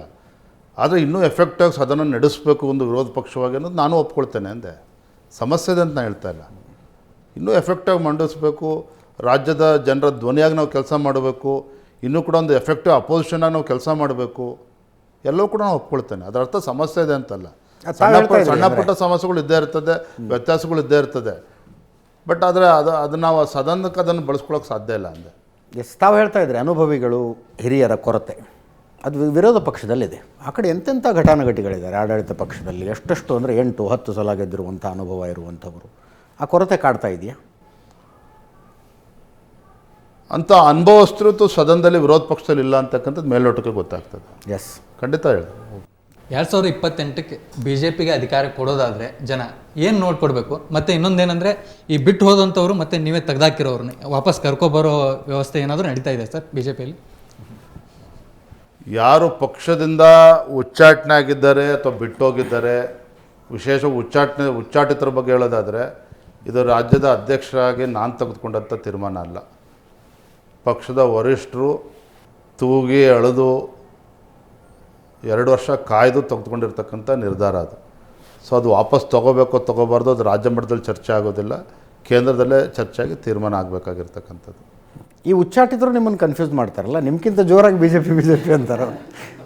ಅವ್ರು ಉಚ್ಚಾಟನೆಗೊಂಡಿದ್ದಾರೋ ಗೊಂಡಿಲ್ಲ, ಒಂದು ಕಾರ್ಯಕರ್ತರು ಕನ್ಫ್ಯೂಸ್ ಆಗ್ಬೇಕು ನೀವು. ಅಲ್ಲ, ಅದನ್ನೇ ಹೇಳ್ತಾ ಇರೋದು ನಾನು. ಅವರು ರಾಷ್ಟ್ರೀಯ ಅಧ್ಯಕ್ಷರಿಗೆ ಪತ್ರನೇ ಬರೆದು ಬಿಡ್ತಾರಂತೆ, ನಮ್ಮ ಓಟು ನಾವು BJPಗೆ ಹಾಕ್ತೀವಿ ಅಂತ. ಬಸವನಗೌಡ ಪಾಟೀಲ್ ಯತ್ನಾಳ್ ಅವರ ಬಗ್ಗೆ ನೇರವಾಗಿ ಹೇಳೋದಾದರೆ, ಎಸ್, ಅವರೊಬ್ಬರು ಹಿರಿಯರಿದ್ದಾರೆ ಉತ್ತರ ಕರ್ನಾಟಕ. ಅಂದರೆ ಅವರು ಕೂಡ ಒಂದು 3 ದಶಕಗಳಿಂದ ಅವರು ಕೂಡ ರಾಜಕಾರಣ ಮಾಡ್ಕೊಂಡು ಬಂದಿದ್ದಾರೆ. ಅವರನ್ನು ಅವಹೇಳನ ಮಾಡ್ತಕ್ಕಂಥ ಸವಾರಿ ಮಾಡ್ತಕ್ಕಂಥ ಸಣ್ಣ ಮನುಷ್ಯ ನಾನಂತೂ ಅಲ್ಲ, ಅಥವಾ ದೊಡ್ಡ ಮನುಷ್ಯನೂ ಕೂಡ ಅಲ್ಲ. ಆದರೆ ನಾನೇ 10 ಬಾರಿ ಅವರು ಕೂಡ ಹೇಳಿದ್ದೆ ನಾನು. ಅದು ಏನಾಗ್ತದೆ ಅಂತ ಹೇಳಿದ್ರೆ, ರಾಜಕಾರಣದಲ್ಲಿ ಎಷ್ಟೋ ಬಾರಿ ಎಕ್ಸ್ಪ್ಲಾಯ್ಟ್ ಮಾಡ್ತಕ್ಕಂಥ ಕೆಲಸವೇ ಭಾಳ ಆಗ್ತದೆ. ನಾನು ಹಿಂದೂ ಕೂಡ ಹೇಳಿದ್ದೆ, ಬಸವನಗೌಡ ಪಾಟೀಲ್ ಯತ್ನಾಳ್ ಕೆಟ್ಟವರು ಅಂತ ನಾನು ಹೇಳ್ತಾ ಇಲ್ಲ, ಆದರೆ ಅವ್ರ ಬುದ್ಧಿ ಅವ್ರು ಕೈಲಿ ಹಿಡ್ಕೋಬೇಕಾಗಿತ್ತು, ಅವ್ರ ನಾಲ್ಗೆ ಮೇಲೆ ಅವ್ರು ಹಿಡ್ಕೋಬೇಕಾಗಿತ್ತು. ಯತ್ನಾಳ್ ಸರಿಗಿದ್ದಿದ್ರೆ ಇವತ್ತು ವಿರೋಧ ಪಕ್ಷದ ನಾಯಕರಾಗಿರ್ತಾಯಿದ್ರು ಅಂದೆ BJPನಲ್ಲಿ. ಅಥವಾ ನಾನು ಅಧ್ಯಕ್ಷ ಆಗೋ ಪ್ರಶ್ನೆ ಬರ್ತಾ ಇರಲಿಲ್ಲ. ವಿರೋಧ ಪಕ್ಷದ ನಾಯಕರು ಅವರಾಗಿದ್ದರೆ ಇನ್ಯಾರೊಬ್ಬರು ರಾಜ್ಯದ ಅಧ್ಯಕ್ಷರಾಗ್ತಾಯಿದ್ರು. ಈಗ ಅವ್ರ ನಾಲ್ಗೆ ಮೇಲೆ ಅವ್ರು ಹಿಡ್ತಾ ಇಲ್ಲ ಅಂತ ಹೇಳಿದ್ರೆ they can't blame Vijendra for that. ಯಡಿಯೂರಪ್ಪನವ್ರು ಮುಖ್ಯಮಂತ್ರಿ ಸ್ಥಾನದಿಂದ ಇಳಿದ ಮೇಲಾದರೂ ಅವ್ರು ಸುಮ್ಮನಿದ್ದಿದ್ದರೆ ಖಂಡಿತ ಅವರು ಯಾವುದೋ ಒಂದು ಸ್ಥಾನಮಾನ ಸಿಗ್ತಾಯಿತ್ತು, ಇವತ್ತು ಒಳ್ಳೆಯ ಸ್ಥಾನದಲ್ಲಿ ಅವರು ಕೂಡ ಇರ್ತಾಯಿದ್ರು. ಸೊ ಅವರ ಫೇಲ್ಯೂರಿಗೆ ಅಥವಾ ಅವ್ರ ವೀಕ್ನೆಸ್ಸಿಗೆ ನನ್ನನ್ನು ಬ್ಲೇಮ್ ಮಾಡೋದಕ್ಕಲ್ಲ. ಹೇಳ್ಬೋದು ಮೀಡಿಯಾ ಮುಂದೆ ಏನಾಗಿದೆ, ದಿನ ಬೆಳಗಾದರೆ ಯಡಿಯೂರಪ್ಪನವ್ರಿಗೆ ವಿಜೇಂದ್ರಗೆ ಬೈದಾ ಇದ್ದರೆ ನೀವು ಮೀಡಿಯಾದಲ್ಲಿ ತೋರಿಸಲ್ಲ ಅವ್ರನ್ನ. ನಾ ಅವ್ರನ್ನ ಬ್ಲೇಮ್ ಮಾಡ್ಬೇಕು, ನಿಮ್ಮನ್ನು ಬ್ಲೇಮ್ ಮಾಡಬೇಕು ನನಗೆ ಗೊತ್ತಿಲ್ಲ. ಅಲ್ಲ, ಅವ್ರು ಬೈಯೋದು ನೋಡಿದ್ರೆ ನಿಮ್ಗೆ ಅವ್ರಿಗೆ ಏನು ಪರ್ಸ್ನಲ್ ಏನಾರು ಆಗ್ಬಿಟ್ಟಿದೆಯಾ ಅನ್ನೋ ಅಷ್ಟಿದೆ ಅದು. ಆ ಥರದ್ದು ಏನಿಲ್ಲ ರೀ. ರಾಜಕೀಯ ಇದ್ರೆ ಯಾರು ಸರ್ ಹಂಗೆಲ್ಲ ಮಾತಾಡ್ತಾರೆ? ಪರ್ಸ್ನಲ್ ಏನಾರು ಆಗಿದೆಯಾ? ಆ ಥರದ್ದು ಏನೂ ವಿಚಾರ ಇಲ್ಲ. ಅವ್ರ ತಲೆಯಲ್ಲಿ ಅದು ಏನು ಹುಳ ಬಿಡ್ಕೊಂಡಿದೆ ನನಗಂತೂ ಗೊತ್ತಿಲ್ಲ. ಅವ್ರ ತಲೆಯಲ್ಲಿ ಒಂದು ಹುಚ್ಚು ಕಲ್ಪನೆ ಏನಂತ ಹೇಳಿದ್ರೆ, ಯಡಿಯೂರಪ್ಪನವ್ರ ಹಿಂದೆ ಮುಖ್ಯಮಂತ್ರಿ 2019 ಕತೆ ಹೇಳ್ತಾ ಇದ್ದೇನೆ. ಕ್ಯಾಬಿನೆಟಲ್ಲಿ ಫಾರ್ಮ್ ಆದಾಗ ದೆಹಲಿ ಪಟ್ಟಿ ಬಂದಾಗ ಯತ್ನಾಳ್ ಹೆಸರು ಇತ್ತು. ಓಕೆ, ವಿಜಯೇಂದ್ರ ಅವ್ರು ತೆಗೆದಾಕ್ಬಿಟ್ರು. ಅರೆ, ಮೋದಿ ಅಮಿತ್ ಶಾ ಇರ್ತಕ್ಕಂಥ ನಮ್ಮ ರಾಷ್ಟ್ರೀಯ ಪಕ್ಷ ಕೇಂದ್ರದಿಂದ ಕ್ಯಾಬಿನೆಟ್ ಲಿಸ್ಟ್ ಬಂದಾಗ ಯಡಿಯೂರಪ್ಪನವ್ರ ಮಗ ವಿಜೇಂದ್ರ ಕೂತ್ಕೊಂಡು ಕ್ಯಾಬಿನೆಟಿಂದ ಯತ್ನಾಳ್ ಹೆಸರು ತೆಗಿತಾರೆ ಅಂದರೆ, ಅದು ನಂಬ್ತಾರೆ ಅಂದರೆ ಇವರೆಷ್ಟು ದೊಡ್ಡ ಮೂರ್ಖರು ಇರ್ಬೋದು ನೀವು ಕಲ್ಪನೆ ಮಾಡ್ಕೊಳ್ಳಿ. ಇದು ಒನ್ ಆಫ್ ದಿ ರೀಸನ್. ಅದು ಬಿಟ್ಟರೆ ನನ್ನ ಮತ್ತು ಯತ್ನಾಳ್ ಮಧ್ಯೆ ಆ ಥರದ್ದು ಯಾವುದೂ ವಿಚಾರಗಳಿಲ್ಲ. ಆದರೆ ಅವರನ್ನು ಬಳಕೆ ಮಾಡಿರ್ತಕ್ಕಂಥವ್ರೆ ಜಾಸ್ತಿ. ಅದನ್ನು he has been used is unguided missile. ಒಂದೇ ಮಾತಲ್ಲಿ ಹೇಳಬೇಕು ಅಂದರೆ ಈಸ್ ಅನ್ಗೈಡೆಡ್ ಮಿಸೈಲ್ ಅಂದೆ. ಅದು ಬಿಟ್ಟರೆ ನನಗೆ ಅವ್ರ ಬಗ್ಗೆ ವೈಯಕ್ತಿಕ ದ್ವೇಷವೂ ಇಲ್ಲ. ಅವರಿಂದ ನಂದೇನು ರಾಜಕೀಯ ಭವಿಷ್ಯ ಇಲ್ಲ, ನನ್ನಿಂದ ಅವ್ರದ್ದೇನು ರಾಜಕೀಯ ಭವಿಷ್ಯ ಇಲ್ಲ. ನಾನ್ಯಾಕೆ ಅವ್ರನ್ನ ಅಷ್ಟು ಟೀಕೆ ಅಥವಾ ನೀವು ಒಂದನ್ನು ಮೆಚ್ಚಲೇಬೇಕು. ಕಳೆದ 2.5 ವರ್ಷದಿಂದ ಎಷ್ಟು ನನ್ನ ಟೀಕೆ ಮಾಡಿದಾರೋ ನಾನು ಒಂದ್ಸಲನೂ ಟೀಕೆ ಮಾಡಿಲ್ಲ ಅಂದೆ. ಅವ್ರು ಏನೇನು ಸದನದ ಒಳಗಡೆ ಎಷ್ಟು ಅಪಮಾನ ಮಾಡಿದಾರೋ ನಾನು ಎಲ್ಲೂ ಟೀಕೆ ಮಾಡಿಲ್ಲ ಅಂದೆ. ನನ್ನ ತಾಳ್ಮೆಗಾರನೇ ಒಪ್ಕೋಬೇಕು ಅಂದೆ. ಅಲ್ಲ, ನೀವಾಗಲೇ ಅವ್ರ ಮನೆಗೂ ಒಂದು 2-3 ಸಲ ಹೋಗೋ ಪ್ರಯತ್ನ ಒಂದ್ಸಲ ಪ್ರಯತ್ನ ಮಾಡಿದೆ. ಅದೇ ಹೇಳಿದ್ನಲ್ಲ, ಇನ್ನೇನು 2 ತಿಂಗಳಾದ್ಮೇಲೆ ಅಧ್ಯಕ್ಷನ ಕಿತ್ತು ಬಿಸಾಕ್ತಾರೆ, ಅವನ ಹತ್ರ ಏನು ಮಾತಾಡೋದಿದೆ ನಾನು. ಈ ಭ್ರಮೆನಲ್ಲಿ ಏನಿದ್ರು ಇದು ಎಲ್ಲವೂ ಕೂಡ ಏನಾದರೂ ರಾಜಕಾರಣ ನಾನು ನೋಡಿದ್ದೇನೆ ಅನೇಕ ಜನನ ಹಗಲಕಂಡು ಬಾವಿಗೆ ಬೀಳ್ತಾರೆ ಅಂತಾರಲ್ಲ, ಇದು ಅವ್ರದ್ದಾಗಿರೋದು ಅದೇ ಕಥೆನೇ. ಓಕೆ, ಬಸನಗೌಡ ಪಾಟೀಲ್ ಯತ್ನಾಳ್ರ ಹೆಸರು ತಗೊಂಡೇ ಶುರು ಮಾಡಿದ್ರಿ. ಈ ರಮೇಶ್ ಜಾರಕಿಹೊಳಿ ಅವ್ರಿಗೂ ಏನು ಸಮಸ್ಯೆ ಏನಾಗಿದೆ ಸರ್? ಯಾಕೆ ಅವರು ಆ ಬಣದ ನಾಯಕತ್ವ ವಹಿಸಿಕೊಳ್ಳೋ ಥರ ಹೋದರು? ಒಂದು ರೀತಿ ಆಪರೇಷನ್ ಕಮಲ ಮಾಡಿ ಮೈತ್ರಿ ಸರ್ಕಾರ ಹೋಗಿ BJP ಸರ್ಕಾರ ಬರುವುದಕ್ಕೆ ಕಾರಣಕರ್ತರಾದಂಥವ್ರು. ರಮೇಶ್ ಜಾರಕಿಹೊಳಿ ನಾನು ಅಧ್ಯಕ್ಷ ಆದಮೇಲೆ ನಾನೇ ಸ್ವತಃ ಅವ್ರ ಮನೆಗೆ ಭೇಟಿ ಕೊಟ್ಟು ಅವ್ರ ಜೊತೆಲಿ ಚರ್ಚೆ ಮಾಡಿ ಅವ್ರ ಮನೇಲಿ ಊಟ ಮಾಡಿಕೊಂಡೇ ಬಂದಿದ್ದೆ ನಾನು. ಅವ್ರೊಂಥರ ಇನ್ನೋಸೆಂಟ್, ಅವರು ಪೆದ್ರು ಅಂತ ನಾ ಹೇಳೋದಲ್ಲ, ಇನ್ನೋಸೆಂಟು. ಇವಾಗ ನಾನು ಹೇಳಿದ್ರೆ ಹ್ಞೂ ಅಂತ ಹೇಳ್ತಾರೆ, ಇನ್ನು ಅರ್ಧ ಗಂಟೆ ಬಿದ್ದು ರವೀಶ್ ಹೋದ್ರೆ ಅವ್ರಿಗೂ ಹ್ಞೂ ಅಂತಾರೆ. ಅಂದರೆ ಅದೊಂದು ಅವ್ರದ್ದೊಂದು ವೀಕ್ನೆಸ್ ಇದೆ ಅಷ್ಟೇ. ಅದು ಬಿಟ್ಟು ಅವ್ರ ಮನುಷ್ಯ ಕೆಟ್ಟನು ಅಂತ ಹೇಳೋದಿಲ್ಲ. ಅದು ಒಂದು ಒಪ್ತೇನೆ, ಹಿಂದೆ ಯಡಿಯೂರಪ್ಪವ್ರು ಮುಖ್ಯಮಂತ್ರಿಗಳು ಆಗ್ತಕ್ಕಂಥ ಸಂದರ್ಭದಲ್ಲಿ ತಂದೆಯವರು ಅನೇಕ ಜನ ಬಂದು ಹೊರಟೋದ್ರು. ಬಟ್ ಇವಾಗ only MLA. Yes, Ramesh Jarkiholi ಅವರು ಕನ್ಸಿಸ್ಟೆಂಟಾಗಿ ಯಾರ್ಯಾರು ಬಂದು ಹೋದ್ರು ಕೂಡ ಕೊನೆ ಕ್ಷಣದ ತನಕ ಕೂಡ ಗಟ್ಟಿಯಾಗಿ ಉಳ್ಕೊಂಡ್ರು. ಸರ್ಕಾರದಲ್ಲೂ ಇದ್ದರು, ಮಂತ್ರಿನೂ ಕೂಡ ಆದರು, ಗಟ್ಟಿಯಾಗಿ ನಿಂತದ್ದು. ಅದ್ರ ಬಗ್ಗೆ ನಾನು ಖಂಡಿತ ಅವ್ರ ಬಗ್ಗೆ ನಾನು ಕೆಟ್ಟದ್ದು ಬಯಸಿದ್ರೆ ನಂಗೆ ದೇವ್ರು ಒಳ್ಳೇದು ಮಾಡೋಕ್ಕೆ ಸಾಧ್ಯ ಇಲ್ಲ ಅಂದೆ. ಇವತ್ತು ಅನೇಕ ಜನ ಅವರು ಎಲ್ಲ ತ್ಯಾಗ ಮಾಡಿದ್ಕೆ ಯಡಿಯೂರಪ್ಪ ಮುಖ್ಯಮಂತ್ರಿ ಆಗೋಕ್ಕಾಯಿತು, ಭಾಜಪ ಸರ್ಕಾರ ಬಂತು, ಅನೇಕ ಜನ ಮಂತ್ರಿ ಆದರು, ಎಲ್ಲದೂ ಆಯಿತು, ಕಾರ್ಯಕರ್ತರು ಕೂಡ ಅನುಕೂಲ ಆಯಿತು. ರಮೇಶ್ ಜಾರಕಿಹೊಳಿ ನಂದು ವೈಯಕ್ತಿಕವಾಗಂತ ಏನು ವ್ಯತ್ಯಾಸಗಳಿಲ್ಲ, ಆದರೆ ಕಿವಿ ಕಚ್ಚೋರೆ ಜಾಸ್ತಿ ಆಗಿದ್ದಾರೆ, ಅದೇ ಸರಿ ಅಂತ ಅನ್ಕೊತಾರೆ ಅವರು. ನಾನು ಅಧ್ಯಕ್ಷ ಆಗಿದ್ದು ದಿನ ಬೆಳಗಾದ್ರೆ ಇದನ್ನೇ ಮಾಡ್ಕೊಂಡು ಕೂರಲ್ಲ, ಪಕ್ಷ ಸಂಘಟನೆ ಮಾಡಲಾಗಾದ್ರೆ ಹಾಗಂತೇಳಿ ನಾನು ದುರಂಕಾರದಿಂದ ನಡ್ಕೊಳ್ತಾಯಿದ್ದೀನಿ ಅಂತಲ್ಲ. ನಾನು ಹಲವಾರು ಬಾರಿ ರಮೇಶ್ ಜಾರಕಿಹೊಳಿಗೆ ಹೇಳಿದ್ದೇನೆ, ಇತ್ತೀಚೆಗೆ ಸಿಕ್ಕಾಗ ಕೂಡ ಹೇಳಿದ್ದೇನೆ, ಯಾವ ಸಿಗ್ತಾರೆ ರಮೇಶಣ್ಣ ಮಾತಾಡೋಣ ಅಂತೇಳಿ. ಪಾಪ ಅವರು ಅಂತ ಮನಸ್ಸು ಹಾಳಾಗಿದೆ, ಅಷ್ಟಂತೂ ಸತ್ಯ. ಅದು ನಂದು ಅವ್ರದ್ದು ವೈಯಕ್ತಿಕ ನಮ್ಮದೇನು ವಿರೋಧ ಇಲ್ಲ. ಓಕೆ, ಈಗ ನಿಮ್ಮ ವಿರೋಧಿ ಬಣ ಅಂತ ಗುರುತಿಸಿಕೊಂಡಿರುವ ಉಳಿದ ನಾಯಕರ ಇವರೆಲ್ಲರ ಬಗ್ಗೆನೂ ಹಿಂಗೆ ಕ್ಲಾರಿಟಿ ಇದೆಯಾ? ನನ್ನ ಕಡೆಯಿಂದ ಏನೂ ತಪ್ಪಾಗಿಲ್ಲ, ಅವ್ರು ತಪ್ಪು ತಿಳ್ಕೊಂಡಿದ್ದಾರೆ. ಕುಮಾರ್ ಬಂಗಾರಪ್ಪನವರು, ನನಗೂ ಕುಮಾರ್ ಬಂಗಾರಪ್ಪನವ್ರು ವ್ಯತ್ಯಾಸ ಬರೋಕ್ಕೆ ಸಾಧ್ಯನೇ ಇಲ್ಲ ಅಂದೆ. ಪಾಪ ನಮ್ಮ ನಾಯಕರೊಬ್ಬರು ಏನಾದರೂ ಮಾಡಿದ್ರು ಅಂದರೆ, ಯತ್ನಾಳವರು ಒಬ್ಬರೇ ಇದ್ದಾರೆ ಪಾಪ, ಒಬ್ಬರೇ ಎಷ್ಟು ದಿನ ಅಂತ ಯಡಿಯೂರಪ್ಪನವ್ರು ವಿಜೇಂದ್ರನ ಬೈಬೇಕು. ಓಕೆ, ಪಾಪ ಒಬ್ಬಂಟೆ ಆಗ್ತಾರೆ. ಅದಕ್ಕೆ ಕುಮಾರ್ ಬಂಗಾರಪ್ಪನ ಸೇರಿಸಿದ್ರು, ನಮ್ಮೊಬ್ಬ ಹಿರಿಯ ಶಾಸಕರು. ಇಬ್ಬರೇ ಆದರೆ ಸಾಕಾಗೋದಿಲ್ಲ. ಅಷ್ಟೊತ್ತಿಗೆ ದಾವಣಗೆರೆ ಗಲಾಟೆ MP ಚುನಾವಣೆ ಮುಗಿದಿತ್ತು, ಅದಕ್ಕೆ BP ಹರೀಶು ಸಿದ್ದೇಶಣ್ಣನ ಸೇರಿಸಿದ್ರು. ಸೊ ಇವ್ರಿಗೆ ಗೈಡ್ ಮಾಡೋಕ್ಕೊಬ್ಬರು ಬೇಕಿತ್ತು, ಇನ್ನೊಬ್ಬರು ಮಹಾನ್ ನಾಯಕರು ಸೇರ್ಕೊಂಡ್ರು. ಬಟ್ ಎಲ್ಲರೂ ಸೇರಿ ಅವ್ರನ್ನ ಹಳ್ಳಕ್ಕೆ ತಳ್ಳಿದ್ರೆ ಹೊರತು ಇವರೆಲ್ಲರೂ ಸೇಫ್ ಆಗಿದ್ದಾರೆ ಅಂದೆ. ವಿಜೇಂದ್ರನ ವಿರುದ್ಧ, ಯಡಿಯೂರಪ್ಪ ವಿರುದ್ಧ ಎಲ್ಲರನ್ನೂ ಎತ್ಕಟ್ಟಿ ರಾಜ್ಯದಲ್ಲಿ ಎಲ್ಲವೂ ಕೂಡ ಸರಿ ಇಲ್ಲ ಅಂತ ತೋರಿಸ್ಕೊಂಡು ಅವ್ರದ್ದು ಯಾವುದೋ ಒಂದು ರಾಜಕೀಯ ಸ್ಥಾನಮಾನಗಳು ತೆಗೆದುಕೊಳ್ತಕ್ಕಂಥ ಪ್ರಯತ್ನ ಮಾಡಿದರೆ ವಿನಃ, ಅದು ಬಿಟ್ಟರೆ ಕುಮಾರ್ ಬಂಗಾರಪ್ಪ ನನಗೆ ಏನಿಲ್ಲ ವೈಯಕ್ತಿಕ. ಆ ಕ್ಷೇತ್ರದಲ್ಲಿ ಅವ್ರ ಸಮಸ್ಯೆ ಇದೆ, ಅದು ಬೇರೆ ಪ್ರಶ್ನೆ. ಕಾರ್ಯಕರ್ತ ಒಪ್ಕೊಳ್ಳೋ ಸ್ಥಿತಿಲಿ ಇವತ್ತು ಸೊರಬದಲ್ಲಿಲ್ಲ, ಈಗಲ್ಲ, ಕಳೆದ 10 ವರ್ಷದಿಂದನೂ ಅದೇ ಕತೆ. ಇವತ್ತು ಕುಮಾರ್ ಬಂಗಾರಪ್ಪನವ್ರಿಗೆ ಪೊಲಿಟಿಕಲ್ ರೀಬರ್ತ್ ಕೊಟ್ಟಿರ್ತಕ್ಕಂಥವ್ರು ಯಡಿಯೂರಪ್ಪನವರು, ನಮ್ಮ BJP ಕಾರ್ಯಕರ್ತರು ಸೊರಬದಲ್ಲಿ, ಅವ್ರು ನೆನ್ಪಿಡ್ಕೋಬೇಕು. ಹಂಗಂತೇಳಿ ನಂದು ಕುಮಾರ್ ಬಂಗಾರಪ್ಪ ವೈಯಕ್ತಿಕ ನಾನು ಜಗಳನೂ ಆಗಿಲ್ಲ ಅಂದೆ. ಯಾಕೆ ನನ್ನಿಂದ ದೂರ ಆಗಿದ್ದಾರೆ, ಯಾಕೆ ನನ್ನ ಬಗ್ಗೆ ಮಾತನಾಡ್ತಾರೆ, ಅದು ನನಗೆ ಭಗವಂತನಿಗೆ ಗೊತ್ತು ಅಂದೆ. ಯಾರ್ದೋ ಮಾತು ಕೇಳ್ಕೊಂಡು ವಿರೋಧಿ ಬಣಕ್ಕೆ ಹೋಗ್ಬಿಟ್ಟು ಅದಕ್ಕೆ ಹೇಳ್ದಲ್ಲ ಒಂದೇ ಸಲ ಹಗಲ್ಕಂಡು ಬಾವಿಗೆ ಬಿದ್ದರು ಅಂತ ಅಷ್ಟೇ. ಇವ್ರದೆಲ್ಲ ಒಂದು ತೂಕ ಆದರೆ ಈಶ್ವರಪ್ಪನವ್ರದ್ದು ಇನ್ನೊಂದು ತೂಕ ಸರ್. ಟಿಕೆಟ್ ಮಿಸ್ ಆಯಿತು ಅಂಥೇಳಿ ಜಗದೀಶ್ ಶೆಟ್ಟರ್ ಅವರು ಬಂಡಾಯ ಎದ್ದು ಕಾಂಗ್ರೆಸ್ಸಿಗೆ ಸೇರ್ಕೊಂಡು ಎಲೆಕ್ಷನ್ನಿಗೆ ನಿಂತು ಅಲ್ಲಿ ಸೋತು ಅಲ್ಲಿ MLC ಆಗಿ ಅಷ್ಟೆಲ್ಲ ಆದಂಥ ಜಗದೀಶ್ ಶೆಟ್ಟರ್ನ ವಾಪಸ್ ಕರ್ಕೊಂಬಂದು MP ಟಿಕೆಟ್ ಕೊಟ್ಟು MP ಮಾಡಿದ್ರು ನಿಮ್ಮ ಪಕ್ಷದವರು. ಈಶ್ವರಪ್ಪನವರು ಮಗನಿಗೊಂದು ಟಿಕೆಟ್ ಕೊಡಿ ಅಂತ ಕೇಳಿದ್ದು ಅಷ್ಟು ದೊಡ್ಡ ತಪ್ಪಾಗ್ಬಿಡ್ತು ಅವ್ರದ್ದು, ಉಚ್ಚಾಟನೆ. ಟಿಕೆಟ್ ಕೇಳಿದ ತಪ್ಪಲ್ಲ, ಲೋಕಸಭಾ ಚುನಾವಣೆಯಲ್ಲೇ ಸ್ಪರ್ಧೆ ಮಾಡಿದ್ರು. ಹೌದು, ಸ್ಪರ್ಧೆ ಮಾಡಿದಾಗ ನಿರ್ಧಾರ ಮಾಡಿದ್ರೆ ಕಂಪ್ಯಾರಿಸನ್ ಯಾಕೆ ಕೊಟ್ಟೆ ಹೇಳಿ ನಾನು, ಜಗದೀಶ್ ಶೆಟ್ಟರ್ಗೂ ಅವ್ರಿಗೆ ಕಂಪ್ಯಾರಿಸನ್ ಯಾಕೆ ಕೊಟ್ಟೆ ಅಂತ. ಜಗದೀಶ್ ಶೆಟ್ಟರ್ ಹೋದರು ಸರ್, ಕಾಂಗ್ರೆಸ್ಸಿಗೆ ಜಾಯ್ನ್ ಆದರು, ಸ್ಪರ್ಧೆ ಮಾಡಿದ್ರು ತಮ್ಮ ವಿರುದ್ಧ, ಮತ್ತು ನೀವು ಪಕ್ಷಕ್ಕೆ ಕರ್ಕೊಂಬಂದು ಅವ್ರನ್ನ MP ಮಾಡಿದ್ರಿ. ನಮ್ಮ ಕೇಂದ್ರದ ವರಿಷ್ಠರು ಯಾರನ್ನೇ ವಾಪಸ್ BJP ಕರ್ಕೊಂಬರ್ತೀನಿ ಅಂತ ಹೇಳಿದ್ರು ನಾನು ಬೇಡ ಅನ್ನೋದಕ್ಕೆ ಆಗೋದಿಲ್ಲ, ಅದ್ರ ಅವಶ್ಯಕತೆಯೂ ಇಲ್ಲ. ಯಾರೇ ಪಕ್ಷಕ್ಕೆ ವಾಪಸ್ ಬರ್ತಾರೆ ಅಂತ ಹೇಳಿದ್ರೆ, ಪಕ್ಷಕ್ಕೆ ಶಕ್ತಿ ಬರ್ತದೆ ಅಂತ ಹೇಳಿದ್ರೆ ಯಾರೇ ಬಂದು ಸೇರಿಸ್ಕೊಳ್ಳಿ ಅಂತ ಹೇಳ್ತಕ್ಕಂಥ ನಾನು ಕೂಡ ಒಬ್ಬ ರಾಜ್ಯಾಧ್ಯಕ್ಷರಾಗಿ ನಿಮ್ಮ ಒಪಿನಿಯನ್ ಕೇಳ್ತಾರಪ್ಪ, ಈಶ್ವರಪ್ಪರನ್ನು ವಾಪಸ್ ಕರ್ಕೊಂಬಂದ್ರೆ ಪಕ್ಷಕ್ಕೆ ಶಕ್ತಿ ಬರುತ್ತಾ ಅಂತ ಕೇಳ್ತಾರೆ. ಅದು ಎಲ್ಲಿ ಯಾರು ಕೇಳ್ತಾರೆ, 4 ಗೋಡೆ ಮಧ್ಯೆ ಒಪಿನಿಯನ್ ಕೊಡ್ತೇನೆ. ನಾನು ಮುಕ್ತವಾಗಿ ಹೇಳ್ತೇನಲ್ಲ, ನಾನೇನು ಯಾರನ್ನೂ ವಿರೋಧ ಮಾಡ್ತಾಯಿಲ್ಲ. ನಾನು ಸ್ವತಃ ಈಶ್ವರಪ್ಪನವ್ರನ್ನ ತಂದೆಯವ್ರ ಡಾಲರ್ಸ್ ಕಾಲೋನಿ ಮನೆಯಲ್ಲೇ ಯಾವಾಗ ಲೋಕಸಭಾ ಚುನಾವಣೆ ಅವರ ಮಗನಿಗೆ ಕೊಡಲ್ಲ ಅಂತ ಆಯಿತು, ನಾನು ದೆಹಲಿನಲ್ಲಿ ಹೇಳಿದೆ, ಆಯಿತು, ಮಗನಿಗೆ ಕೊಡೋದಿಲ್ಲ ಅಂತ ಹೇಳಿದ್ರೆ ಈಶ್ವರಪ್ಪನವ್ರಿಗಾರು ಕೊಡಿ, ಹಾವೇರಿನಲ್ಲಿ ಓಕೆ. ಈಶ್ವರಪ್ಪನವ್ರಿಗಾರು ಕೊಡಿ, ಖಂಡಿತ ಒಂದು ಸಮಾಜಕ್ಕೆ ಕೊಟ್ಟಂಗೆ ಆಗ್ತದೆ, ಅನುಕೂಲ ಆಗ್ತದೆ. ಅದಾದಮೇಲೆ ಕೇಂದ್ರದ ವರಿಷ್ಠರು ತೀರ್ಮಾನ ಮಾಡಿದ್ರೆ ನಾನೇನು ಮಾಡೋಕ್ಕಾಗತ್ತೆ? ಅದಾದಮೇಲೂ ಸಹ ಸ್ವತಃ ನಾನೇ ಈಶ್ವರಪ್ಪನವರಿಗೆ, ಈಶ್ವರಪ್ಪನ ರಾಜ್ಯಸಭೆಗೆ ಅವಕಾಶ ಇದೆ, ದಯವಿಟ್ಟು ನೀವು ಒಪ್ಕೊಳ್ಳಿ, ನಾನು ದೆಹಲಿಗೆ ಮಾತಾಡ್ತೇನೆ, ನಾನು ಜವಾಬ್ದಾರಿ ತೊಗೊಳ್ತೇನೆ ಅಂತಂದೆ. ಅದಕ್ಕೆ ಅವ್ರು ಒಪ್ಕೊಂಡಿಲ್ಲ ಅದನ್ನು. ಬೇಡ ಅಂದ್ರೆ ಹೌದು. ಓ ನಾನು ನೋಡಿ, ನಂದು ಹಿಂದೊಂದು ಮುಂದೊಂದು ಮಾತನಾಡೋ ಅಭ್ಯಾಸನೇ ಇಲ್ಲ ಅಂದೆ, ಅದರ ಅವಶ್ಯಕತೆನೂ ಅಭ್ಯಾಸನೂ ಇಲ್ಲ ಅಂದೆ. ಏನಿದ್ರು ಇದ್ದಿದ್ದು ಈಶ್ವರಪ್ಪನವರು ನನಗೆ ಇವ್ರು ಟಿಕೆಟ್ ತಪ್ಪಿಸಿದ್ರು ಅನ್ನೋದಿಲ್ಲ, ಇವ್ರು ಪ್ರಯತ್ನ ಪಟ್ಟಿದ್ರೆ ನಂಗೆ ಟಿಕೆಟ್ ಸಿಗ್ತಿತ್ತು ಅಂತಾರೆ ಅವ್ರು. ಒಬ್ಬೊಬ್ಬರು ಒಂದೊಂದು ಕಲ್ಪನೆ ಇರ್ತದೆ. I have my own limitations. ನಾ ಅಧ್ಯಕ್ಷನ ಕಾರಣಕ್ಕೆ ಏನು ಬೇಕಾದರೂ ತೀರ್ಮಾನ ದೆಹಲಿಯವ್ರು ಹಂಗೆ ಮಾಡೋಕ್ಕೆ ಸಾಧ್ಯ ಇಲ್ಲ ಅಂದೆ. ಕಾಂಗ್ರೆಸ್ ವಿರುದ್ಧ ಹೋರಾಟ ಮಾಡ್ತಾ ಇದ್ದಂಥ ಸಂದರ್ಭದಲ್ಲಿ ಮೊದಲಿನಿಂದ BJPಗೆ ಇದ್ದಂಥ ಒಂದು ಟ್ರಂಪ್ ಕಾರ್ಡ್ ಅಂತಾನೆ ಹೇಳ್ತೀನಿ, ಹಿಂದುತ್ವ. DK ಶಿವಕುಮಾರ್ನ ಯಾವ ರೀತಿ ನೋಡ್ತೀರಿ ಸರ್ ನೀವು? ಉತ್ತರ ದಿಕ್ಕಿಗೆ ಮುಖ ಮಾಡಿ ಕೂತ್ಕೋತಾರೆ, ದೇವಸ್ಥಾನಗಳಿಗೆ ಹೋಗ್ತಾರೆ, ಶಾಸ್ತ್ರ ಕೇಳ್ತಾರೆ, ಮುಖ್ಯಮಂತ್ರಿ ಆಗೋದಕ್ಕೆ ಮುಂಚೆ ಒಂದ್ಸಲ, ಮುಖ್ಯಮಂತ್ರಿ ಆದ್ಮೇಲೆ ಒಂದ್ಸಲ ಅಜ್ಜಯ್ಯನ ಮಠಕ್ಕೆ ಹೋಗ್ತಾರೆ. ಬಹಳ DK ಶಿವಕುಮಾರ್ ಅವರು ದೇವಸ್ಥಾನಕ್ಕೆ ಹೋಗ್ತಕ್ಕಂಥದ್ದು, ಶಾಸ್ತ್ರ ಕೇಳ್ತಕ್ಕಂಥದ್ದು, ಅಣ್ಣ ಬಸವಣ್ಣನ ಥರ ನಾಟಕ ಮಾಡ್ತಕ್ಕಂಥದ್ದು ಅವ್ರ ಮುಖ್ಯಮಂತ್ರಿ ಕುರ್ಚಿಗೋಸ್ಕರ, ರಾಜ್ಯದ ಒಳಿತಿಗೋಸ್ಕರ ಅಲ್ಲ. ದೇವಸ್ಥಾನಕ್ಕೆ ಹೋಗೋದೇ ಹಿಂದುತ್ವ ಅಲ್ಲ. ರಾಜ್ಯದಲ್ಲಿ ಇಷ್ಟು ಹಿಂದೂ ಕಾರ್ಯಕರ್ತರ ಹತ್ಯೆ ಆಯ್ತಲ್ಲ, ಎಲ್ಲೋಗಿದ್ರು DK ಶಿವಕುಮಾರ್ ಹಾಗಾದ್ರೆ ಆ ಸಂದರ್ಭದಲ್ಲಿ?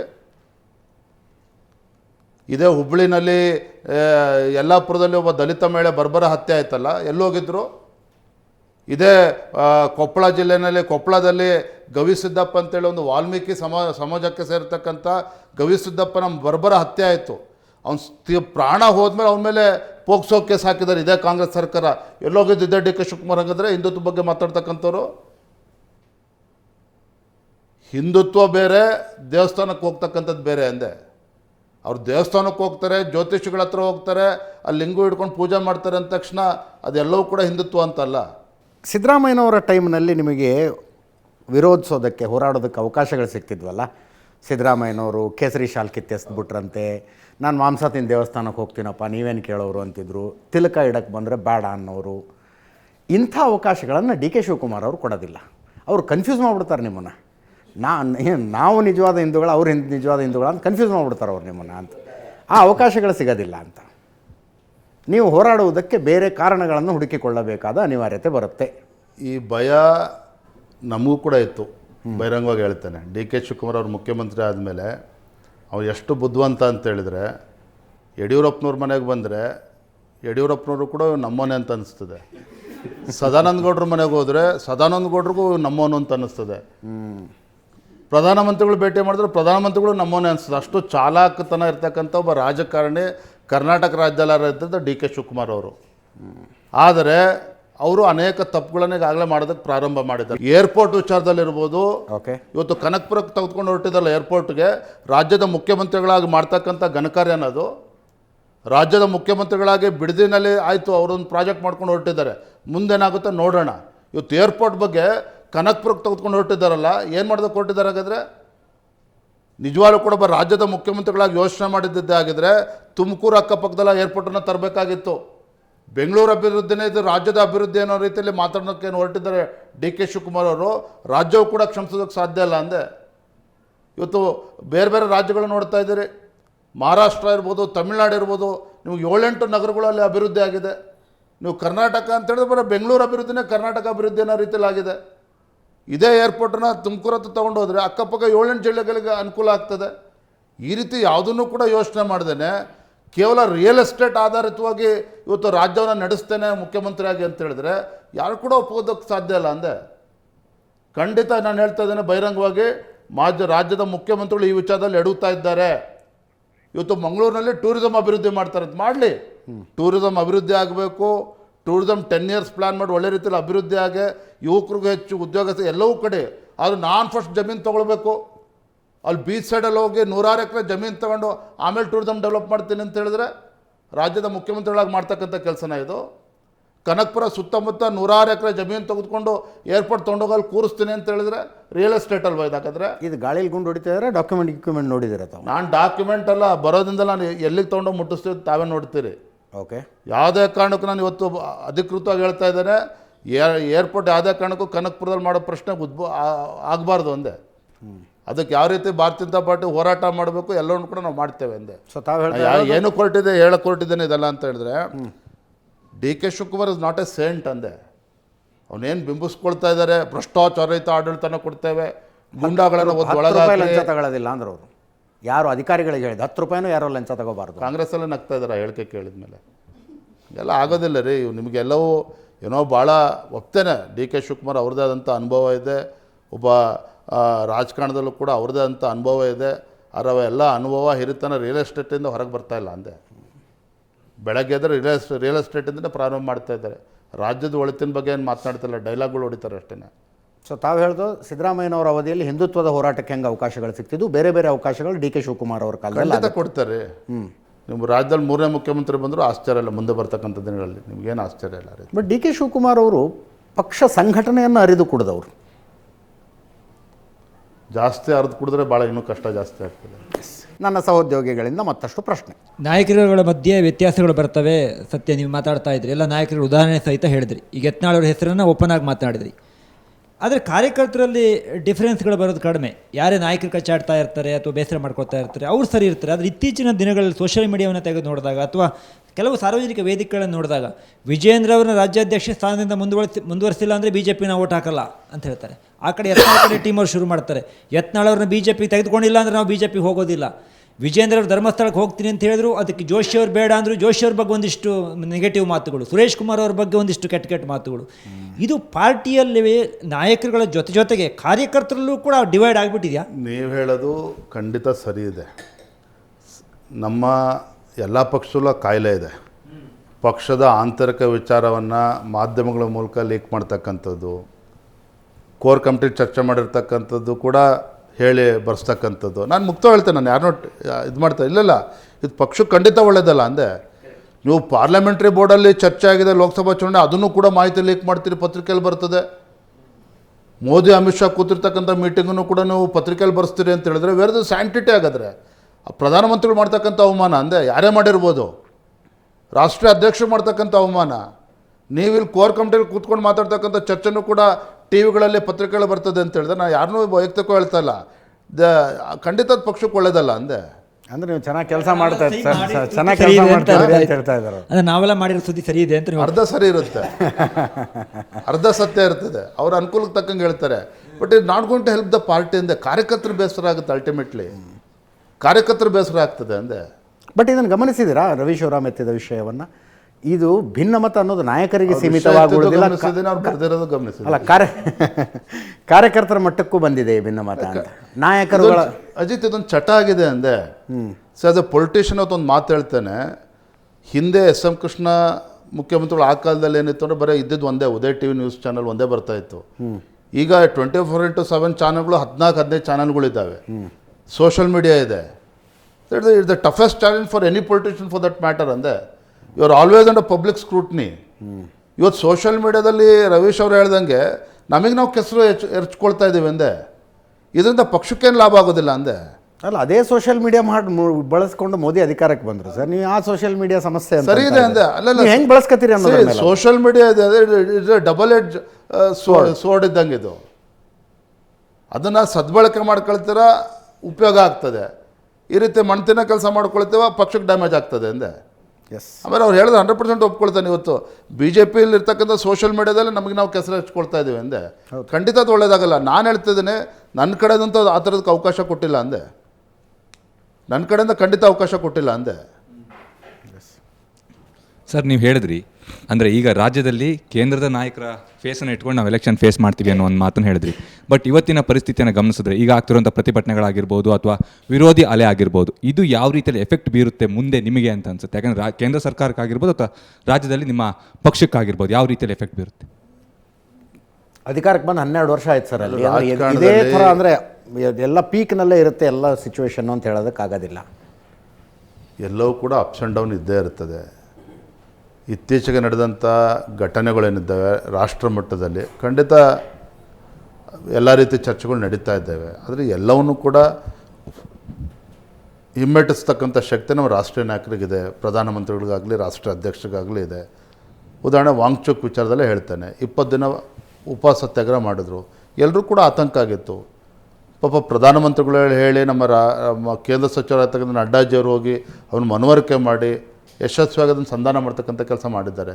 ಇವೆಲ್ಲವೂ ಇರ್ತದೆ, ಸವಾಲುಗಳು ಇರ್ತದೆ, ಏಳು ಬೀಳುಗಳು ಇರ್ತದೆ. ಎಲ್ಲದ್ರ ಮಧ್ಯೆನೂ ರಾಜಕಾರಣ ಮುಂದೆ ಹೋಗಲೇಬೇಕಾಗ್ತದೆ. ಇದೇ ಫೈನಾಲಿಟಿ ಅಂತೇನಿಲ್ಲ. ಅಲ್ಲ, ಅವ್ರ ಪ್ರಶ್ನೆ ಖಂಡಿತ ವಾತಾವರಣ ಮತ್ತೆ ಒಳ್ಳೆ ರೀತಿಯಲ್ಲಿ ಹೋಗ್ತದೆ. ನೋಡ್ರಿ, ಯಾರು ಏನಾರು ಹೇಳ್ಕೊಳ್ಳಿ, ಈ ದೇಶ ಇವತ್ತಿರ್ತಕ್ಕಂಥ ದೇಶದ ಪರಿಸ್ಥಿತಿಯನ್ನು ನೀವು ನೋಡ್ತಾ ಇದ್ದರೆ ಖಂಡಿತ ನರೇಂದ್ರ ಮೋದಿಜಿ ಅಂತಕ್ಕಂಥ ವ್ಯಕ್ತಿ ಅಂತ ಹೇಳಿದ್ರೆ ಅದೊಂದು ಶಕ್ತಿ. ನರೇಂದ್ರ ಮೋದಿಜಿ ಅಂತಕ್ಕಂಥ ಶಕ್ತಿ ಈ ಸಲ ಅಲ್ಲ, ಮುಂದಿನ 5 ವರ್ಷಗಳ ಕಾಲ ಕೂಡ ಪ್ರಧಾನಮಂತ್ರಿಯಾಗಿ ಮುಂದುವರಿಲೇಬೇಕಾಗ್ತದೆ. ಆಗ ಮಾತ್ರ ಈ ದೇಶಕ್ಕೆ ಭವಿಷ್ಯ ಇರ್ತಕ್ಕಂಥದ್ದು ಒಂದೇ. ಆಗ ಖಂಡಿತ ಒಳ್ಳೆಯದಾಗ್ತದೆ. ಆತಂಕ ಪಡ್ಕೊಳ್ತಕ್ಕಂಥ ಅವಶ್ಯಕತೆಯೇ ಇಲ್ಲ. ನಮ್ಗೆ ಅನಿಸ್ಬೋದು ಇದೇನೋ ಭಾಳ ಹಿನ್ನಡೆ ಆಯಿತು ಮತ್ತೊಂದು ಅಂತೇಳಿ. ಅದು ಒಂದಂತೂ ಸತ್ಯ, ನೀಟ್ ವಿಚಾರದಲ್ಲಿ ದುರಂತ ಆಗಿದೆ. 20 ಜನ ಮಕ್ಕಳು ಆತ್ಮಹತ್ಯೆ ಮಾಡ್ಕೊಂಡಿದ್ದಾರೆ ಅಂತ ಹೇಳಿದ್ರೆ ಖಂಡಿತ ಅದನ್ನು ಯಾರು ಕೂಡ ಒಪ್ಕೊಳ್ಳೋದಕ್ಕೆ ಸಾಧ್ಯ ಇಲ್ಲ. ಆದರೆ ಪ್ರಧಾನಮಂತ್ರಿಗಳು ತತ್ಕ್ಷಣ ಎಚ್ಚೆತ್ಕೊಂಡು ಯಾವ ರೀತಿ ಇನಿಷಿಯೇಟಿವ್ಸ್ ತೊಗೊಂಡಿದ್ದ ತಾವೆಲ್ಲರೂ ಕೂಡ ನೋಡ್ತಾ ಇದ್ದೀರಿ. ಪ್ರಧಾನಮಂತ್ರಿಗಳಿಗಾಗಲಿ ಯಾರಿಗಾಗಲಿ ಸಂತೋಷ ಆಗುತ್ತೆ. ಹಂಗಾರೆ 20 ಜನ ಮಕ್ಕಳು ಆತ್ಮಹತ್ಯೆ ಮಾಡಿಕೊಂಡ್ರೆ, ನೀಟ್ ಎಕ್ಸಾಮ್ ಪೇಪರ್ ಲೀಕ್ ಆದರೆ ಕೇಂದ್ರ ಸರ್ಕಾರಕ್ಕೆ ಅಥವಾ ಮಂತ್ರಿಗಳಿಗೆ ಪ್ರಧಾನ ಸಂತೋಷ ಆಗುತ್ತೆ. ಹಾಗಾದರೆ ಖಂಡಿತ ಆಗಬಾರ್ದು ಅಂದೆ ಆಗಿದೆ. ಅದನ್ನು ಸರಿಪಡಿಸೋಕ್ಕಂಥ ಕೆಲಸವೂ ಕೂಡ ಅದೇ ರೀತಿ ಆಗ್ತಾಯಿದೆ. ಒಂದು ಲಾಸ್ಟ್ ಕ್ವಶನ್ ಸರ್, ರಾಜ್ಯ ರಾಜಕಾರಣದಲ್ಲಿ ವಿಜಯೇಂದ್ರ ಅವರು ತಂದೆ BS ಯಡಿಯೂರಪ್ಪ ಅವರ ಹೆಸರನ್ನು ಎಲ್ಲೂ ಬಳಸದೆ ರಾಜಕೀಯ ಮಾಡಬಹುದಾ? ಯಡಿಯೂರಪ್ಪನವರು ಮುಖ್ಯಮಂತ್ರಿ ಸ್ಥಾನದಿಂದ ಇಳಿದು ಬಸವರಾಜ ಬೊಮ್ಮಾಯಿ ಅವರು ಮುಖ್ಯಮಂತ್ರಿ ಆದಾಗ ವಿಜೇಂದ್ರನನ್ನು ಕ್ಯಾಬಿನೆಟೇ ತೆಗೆದುಕೊಂಡು ಬಂದಿದ್ದರೆ ನಿಮ್ಮ ಪ್ರಶ್ನೆ ಒಪ್ಕೊಳ್ತಿದ್ದೆ ನಾನು. ಹೌದಪ್ಪ, ಮಾಜಿ ಮುಖ್ಯಮಂತ್ರಿ ಮಗ ಯಡಿಯೂರಪ್ಪನವ್ರ ಮಗ, ಅದಕ್ಕೆ ಕ್ಯಾಬಿನೆಟ್ ಕೊಟ್ಟಿದ್ದಾರೆ ಅಂತೇಳಿ. ಈಗ ನಾನು ಮಾಡಿರೋದು ರಾಜ್ಯದ ಅಧ್ಯಕ್ಷ ಅಂದೆ, ನಾಟ್ ಎ ಲಕ್ಸುರಿ ಅಂದೆ. ಇದೊಂದು ಸವಾಲು. ಅಂದರೆ ಮುಂದಿನ ದಿನಗಳಲ್ಲಿ ಈಗ ಎಲ್ಲ ತಾವು ಮಾತುಗಳು ಮಾತಾಡ್ತಾ ಹೇಳ್ತೀರಿ, ಯಡಿಯೂರಪ್ಪನವ್ರು ಆಗ ಮಾಡಿದ್ರು, ಯಡಿಯೂರಪ್ಪನವ್ರು ಈಗ ಮಾಡಿದ್ರು, ಯಡಿಯೂರಪ್ಪರದ್ದು ಒಂದು ದೊಡ್ಡ ಶಕ್ತಿ ಅಂತ. ಯಡಿಯೂರಪ್ಪರ ಹೆಸರನ್ನು ಬಳಸ್ದೆ ಮುಂದಿನ 2028 ಅಲ್ಲರಿ ಮೊನ್ನೆ ಚಿತ್ರದುರ್ಗದಲ್ಲಿ ಯಡಿಯೂರಪ್ಪನವ್ರು ಅಭಿಮಾನೋತ್ಸವ ಮಾಡಿದ್ರಿ. 7-8 ಲಕ್ಷ ಜನ ಅಕ್ಷರಶಃ ಇದ್ದರು ಅಲ್ಲಿ. ಅದರಲ್ಲಿ ಮೋರ್ ದೆನ್ 60% ವಾಲಂಟಿಯರಾಗಿ ಬಂದಿದ್ದರು ಅಂದೆ. ನಾನು ಹಿಂದೆ ಒಂದು ಮಾತು ಹೇಳಿದ್ದೆ ವಿಧಾನಸಭಾ ಚುನಾವಣೆ ಸಂದರ್ಭದಲ್ಲಿ, ಯಡಿಯೂರಪ್ಪನವ್ರಿಗೆ ಕಲ್ಲು ಹೊಡೆದ್ರೆ ಪಕ್ಷಕ್ಕೆ ಪಟ್ಟಾಗ್ತದೆ ಅನ್ನೋ ಮಾತನ್ನು ಬಹಿರಂಗವಾಗಿ ಹೇಳಿದ್ದೆ. ನಾನು ಯಾಕೆ ಮಾತನ್ನು ಹೇಳ್ತಾ ಇದ್ದೀನಿ ಅಂತ ಹೇಳಿದ್ರೆ, ಯಡಿಯೂರಪ್ಪನವರು ಕಳೆದ 40-50 ವರ್ಷಗಳಲ್ಲಿ ಒಂದು ರೀತಿ ಆ ಕಾರ್ಯಕರ್ತರ ಮಧ್ಯೆ ಒಂದು ಕನೆಕ್ಟ್ ಇದೆ ಅಂದೆ, ಒಂದು ಆತ್ಮೀಯತೆ ಇದೆ, ಒಂದು ಸಂಬಂಧ ಇದೆ ಅಂದೆ. ಅದು ಇವತ್ತಿಗೂ ಕೂಡ ಹಾಗೆ ಇದೆ, ಇಂಟ್ಯಾಕ್ಟ್ ಆಗಿದೆ ಅಂದೆ. ಅದು ಯಾರಿಗೆ ಲಾಭ ಆಗಬೇಕು? ವಿಜೇಂದ್ರಿಗಲ್ಲ, ಪಕ್ಷಕ್ಕೆ ಲಾಭ ಆಗಬೇಕು ಅಂದೆ. ಅದನ್ನು ಇಟ್ಕೊಂಡು ನಾನು ಇವತ್ತು ಕೆಲಸ ಮಾಡ್ತಾ ಇರ್ತಕ್ಕಂಥ ಯಡಿಯೂರಪ್ಪನವ್ರ ಮಗ ಅನ್ನೋದಕ್ಕೆ ನನಗೆ ಹೆಮ್ಮೆ ಇದೆ. ಯಡಿಯೂರಪ್ಪನವ್ರ ಮಗ ಅನ್ನೋದಕ್ಕೆ ಹೆಮ್ಮೆ ಇದೆ. ಯಾಕೆಂದರೆ ಇವತ್ತು ರಾಜ್ಯದಲ್ಲಿ ಎಲ್ಲೇ ಹೋದರೂ ಕೂಡ ಕಾರ್ಯಕರ್ತರಾಗಲಿ ಜನಸಾಮಾನ್ಯನ ಇಷ್ಟಪಡ್ತಾರೆ. ಆದರೆ it should benefit the party ಅಂದೆ, ನಾಟ್ ವಿಜೇಂದ್ರ. ಆ ನಿಟ್ಟಿನಲ್ಲಿ ನಾನು ಪ್ರಾಮಾಣಿಕವಾಗಿ ಕೆಲಸ ಮಾಡ್ತಾ ಇದ್ದೇನೆ. ಎಸ್. ಸೊ ವಿಜೇಂದ್ರ ಅವರೇ, ರಾಷ್ಟ್ರೀಯ ನಾಯಕರುಗಳಿಗೆ ಏನು ಹೇಳೋದಕ್ಕೆ ಬಯಸ್ತೀರಿ? ಅವರು ನೋಡ್ತಾ ಇದ್ದಾರೆ 3 ವರ್ಷದಿಂದ ಕರ್ನಾಟಕದಲ್ಲಿ ಏನೇನಾಗ್ತಿದೆ ಅಂತ. ಒಬ್ಬೊಬ್ಬರ ತಲೆಯಲ್ಲೂ ಬರ್ಬೋದಪ್ಪ, ಒಂದು ಆಮೂಲಾಗ್ರ ಬದಲಾವಣೆ ಮಾಡ್ಬೋಣ, ಇನ್ನೊಂದು ಎಕ್ಸ್ಪೆರಿಮೆಂಟ್ ಮಾಡೋಣ, ಈ ಥರದ ಆಲೋಚನೆ ಇದ್ದರೆ. ತಾವೀಗಾಗಲೇ ಹೇಳಿದ್ರಿ 2-3 ವರ್ಷದಲ್ಲಿ ನಂಗೆ ಒಂದು ಗ್ರಿಪ್ ಸಿಕ್ಕಿದೆ, ಒಂದು ಅಂದಾಜು. ರಾಷ್ಟ್ರೀಯ ನಾಯಕರಿಗೆ ಹೇಳುವಂಥದ್ದೇನೂ ಅವಶ್ಯಕತೆ ಇಲ್ಲ. ನಾನು ನಮ್ಮ ರಾಜ್ಯದ ಒಬ್ಬ ಹಿರಿಯ ನಾಯಕರಿಗೆ ನೇರವಾಗಿ ಹೇಳಿದ್ದೇನೆ, ಸರ್ ನೀವು ಇವತ್ತು ದೊಡ್ಡ ಸ್ಥಾನದಲ್ಲಿ ಇದ್ದೀರಿ. ರಾಜ್ಯದಲ್ಲಿ ಸಂಘಟನಾತ್ಮಕವಾಗಿ ಏನೇ ಸಮಸ್ಯೆ ಇದ್ದರೂ ಕೂಡ, ಅದು ವಿಜೇಂದ್ರನ ಸಮಸ್ಯೆ ಇರ್ಬೋದು, ಸಂಘಟನೆ ಸಮಸ್ಯೆ ಇರ್ಬೋದು, ಏನೇ ಸಮಸ್ಯೆ ಇರ್ಬೋದು, ಯಾಕೆ ಕೇಂದ್ರದಿಂದ ವರಿಷ್ಠರು ಬರಬೇಕು? ನೀವೇ ಸೀನಿಯರ್ ಲೀಡರ್ ಇದ್ದೀರಿ, ನೀವೇ ಕೂತ್ಕೊಂಡು ಬಗೆಹರಿಸಿ ನಮ್ಮ ಮಧ್ಯೆ. ಯಾಕೆ ಎಲ್ಲ ಸಲ ಕೇಂದ್ರದಿಂದ ರಾಷ್ಟ್ರೀಯ ನಾಯಕರು ಬರಬೇಕು? ನಿಮಗೆ ಅಷ್ಟು ಶಕ್ತಿ ಇದೆ, ನೀವೇ ಅದನ್ನು ಬಗೆಹರಿಸ್ತಾ ಇಲ್ಲ. ನೇರವಾಗಿ ಹೇಳಿದ್ದೇನೆ ಹಿಂದೆ. ಹಂಗಂತೇಳಿ ಏನು ಹಂಗಂತೇಳಿ ಬಗೆಹರಿಸೋಕೆ ಆಗದೆ ಇರ್ತಕ್ಕಂಥ ದೊಡ್ಡ ಸಮಸ್ಯೆ ಅಂತಲೂ ನಾನು ಹೇಳೋದಿಲ್ಲ ಅಂದೆ. ಸ್ವಲ್ಪ ಎಲ್ಲರೂ ಕೂಡ ಮುಕ್ತವಾಗಿ ಕೂತು ಯೋಚನೆ ಮಾಡಬೇಕಾಗ್ತದೆ, ಚರ್ಚೆ ಮಾಡಬೇಕಾಗ್ತದೆ, ಕಾರ್ಯಕರ್ತ ಪರಿಸ್ಥಿತಿನೂ ಕೂಡ ಅರ್ಥ ಮಾಡ್ಕೋಬೇಕಾಗ್ತದೆ. ನಾನು ಹೇಳಿದ್ನಲ್ಲ, ವ್ಯಕ್ತಿಗಿಂತ ಪಕ್ಷ ಮುಖ್ಯ, ಪಕ್ಷಕ್ಕಿಂತ ದೇಶ ಮುಖ್ಯ, ಅದು ನಮಗೂ ಅನ್ವಯ ಆಗುತ್ತೆ ಅನ್ನೋದನ್ನು ನಾವು ಕೂಡ ನೆನಪು ಮಾಡ್ಕೋಬೇಕಾಗ್ತದೆ ಅಂದೆ. ಆವಾಗ ಪಕ್ಷ ಸರಿ ಹೋಗ್ತದೆ, ಸರಿ ಹೋಗೋದಿಲ್ವ 100% ಸರಿ ಹೋಗ್ತದೆ ಅಂದೆ. ಈ ಬಗೆಹರಿಸುವ ವ್ಯಕ್ತಿ ಇದ್ದಾರಲ್ಲ, ನೀವೇನು ಯಾರಿಗೆ ಹೇಳಿದ್ರಲ್ಲ, ಅವರು ತಟಸ್ಥರಾಗಿರ್ಬೇಕಾಗತ್ತೆ. ಇಲ್ಲಿ ಸಮಸ್ಯೆ ಅಂದರೆ ತಟಸ್ಥ ಬಣವೇ ಇಲ್ಲವೇನೋ ಅನ್ನಿಸ್ತಾ ಇದೆ. ಒಂದು ನಿಮ್ಮ ಕಡೆ ಇದ್ದಾರೆ, ಇಲ್ಲ ಆ ಕಡೆ ಇದ್ದಾರೆ. ತಟಸ್ಥರಾಗಿರ್ತಕ್ಕಂಥವ್ರು, ತಟ್ತಾ ಇರ್ತಕ್ಕಂಥವ್ರು ಎಲ್ಲರೂ ಸೇರಿ ಒಟ್ಟಿಗೆ ಸೇರಿ ಪಕ್ಷ ಸಮಸ್ಯೆನ ಬಗೆಹರಿಸಬೇಕಾಗ್ತದೆ. ಅದು ಆಗುತ್ತೆ, ಸದ್ಯದರಲ್ಲೇ ಆಗುತ್ತೆ. ಧನ್ಯವಾದ ವಿಜೇಂದ್ರ ಅವರೇ, ಆಲ್ ದ ಬೆಸ್ಟ್, ಒಳ್ಳೆಯದಾಗಲಿ. ನಿಮಗೂ ಕೂಡ ಧನ್ಯವಾದ. ಇದರೊಂದಿಗೆ ಈ ವಾರದ ನ್ಯೂಸ್ ಅವರ್ ಸ್ಪೆಷಲ್ ಮುಗಿಸ್ತಾ ಇದ್ದೀನಿ. ನೇರ ದಿಟ್ಟ ನಿರಂತರ ಸುದ್ದಿಗಾಗಿ ನೋಡ್ತಾ ಇರಿ ಏಷ್ಯಾನೆಟ್ ಸುವರ್ಣ ನ್ಯೂಸ್.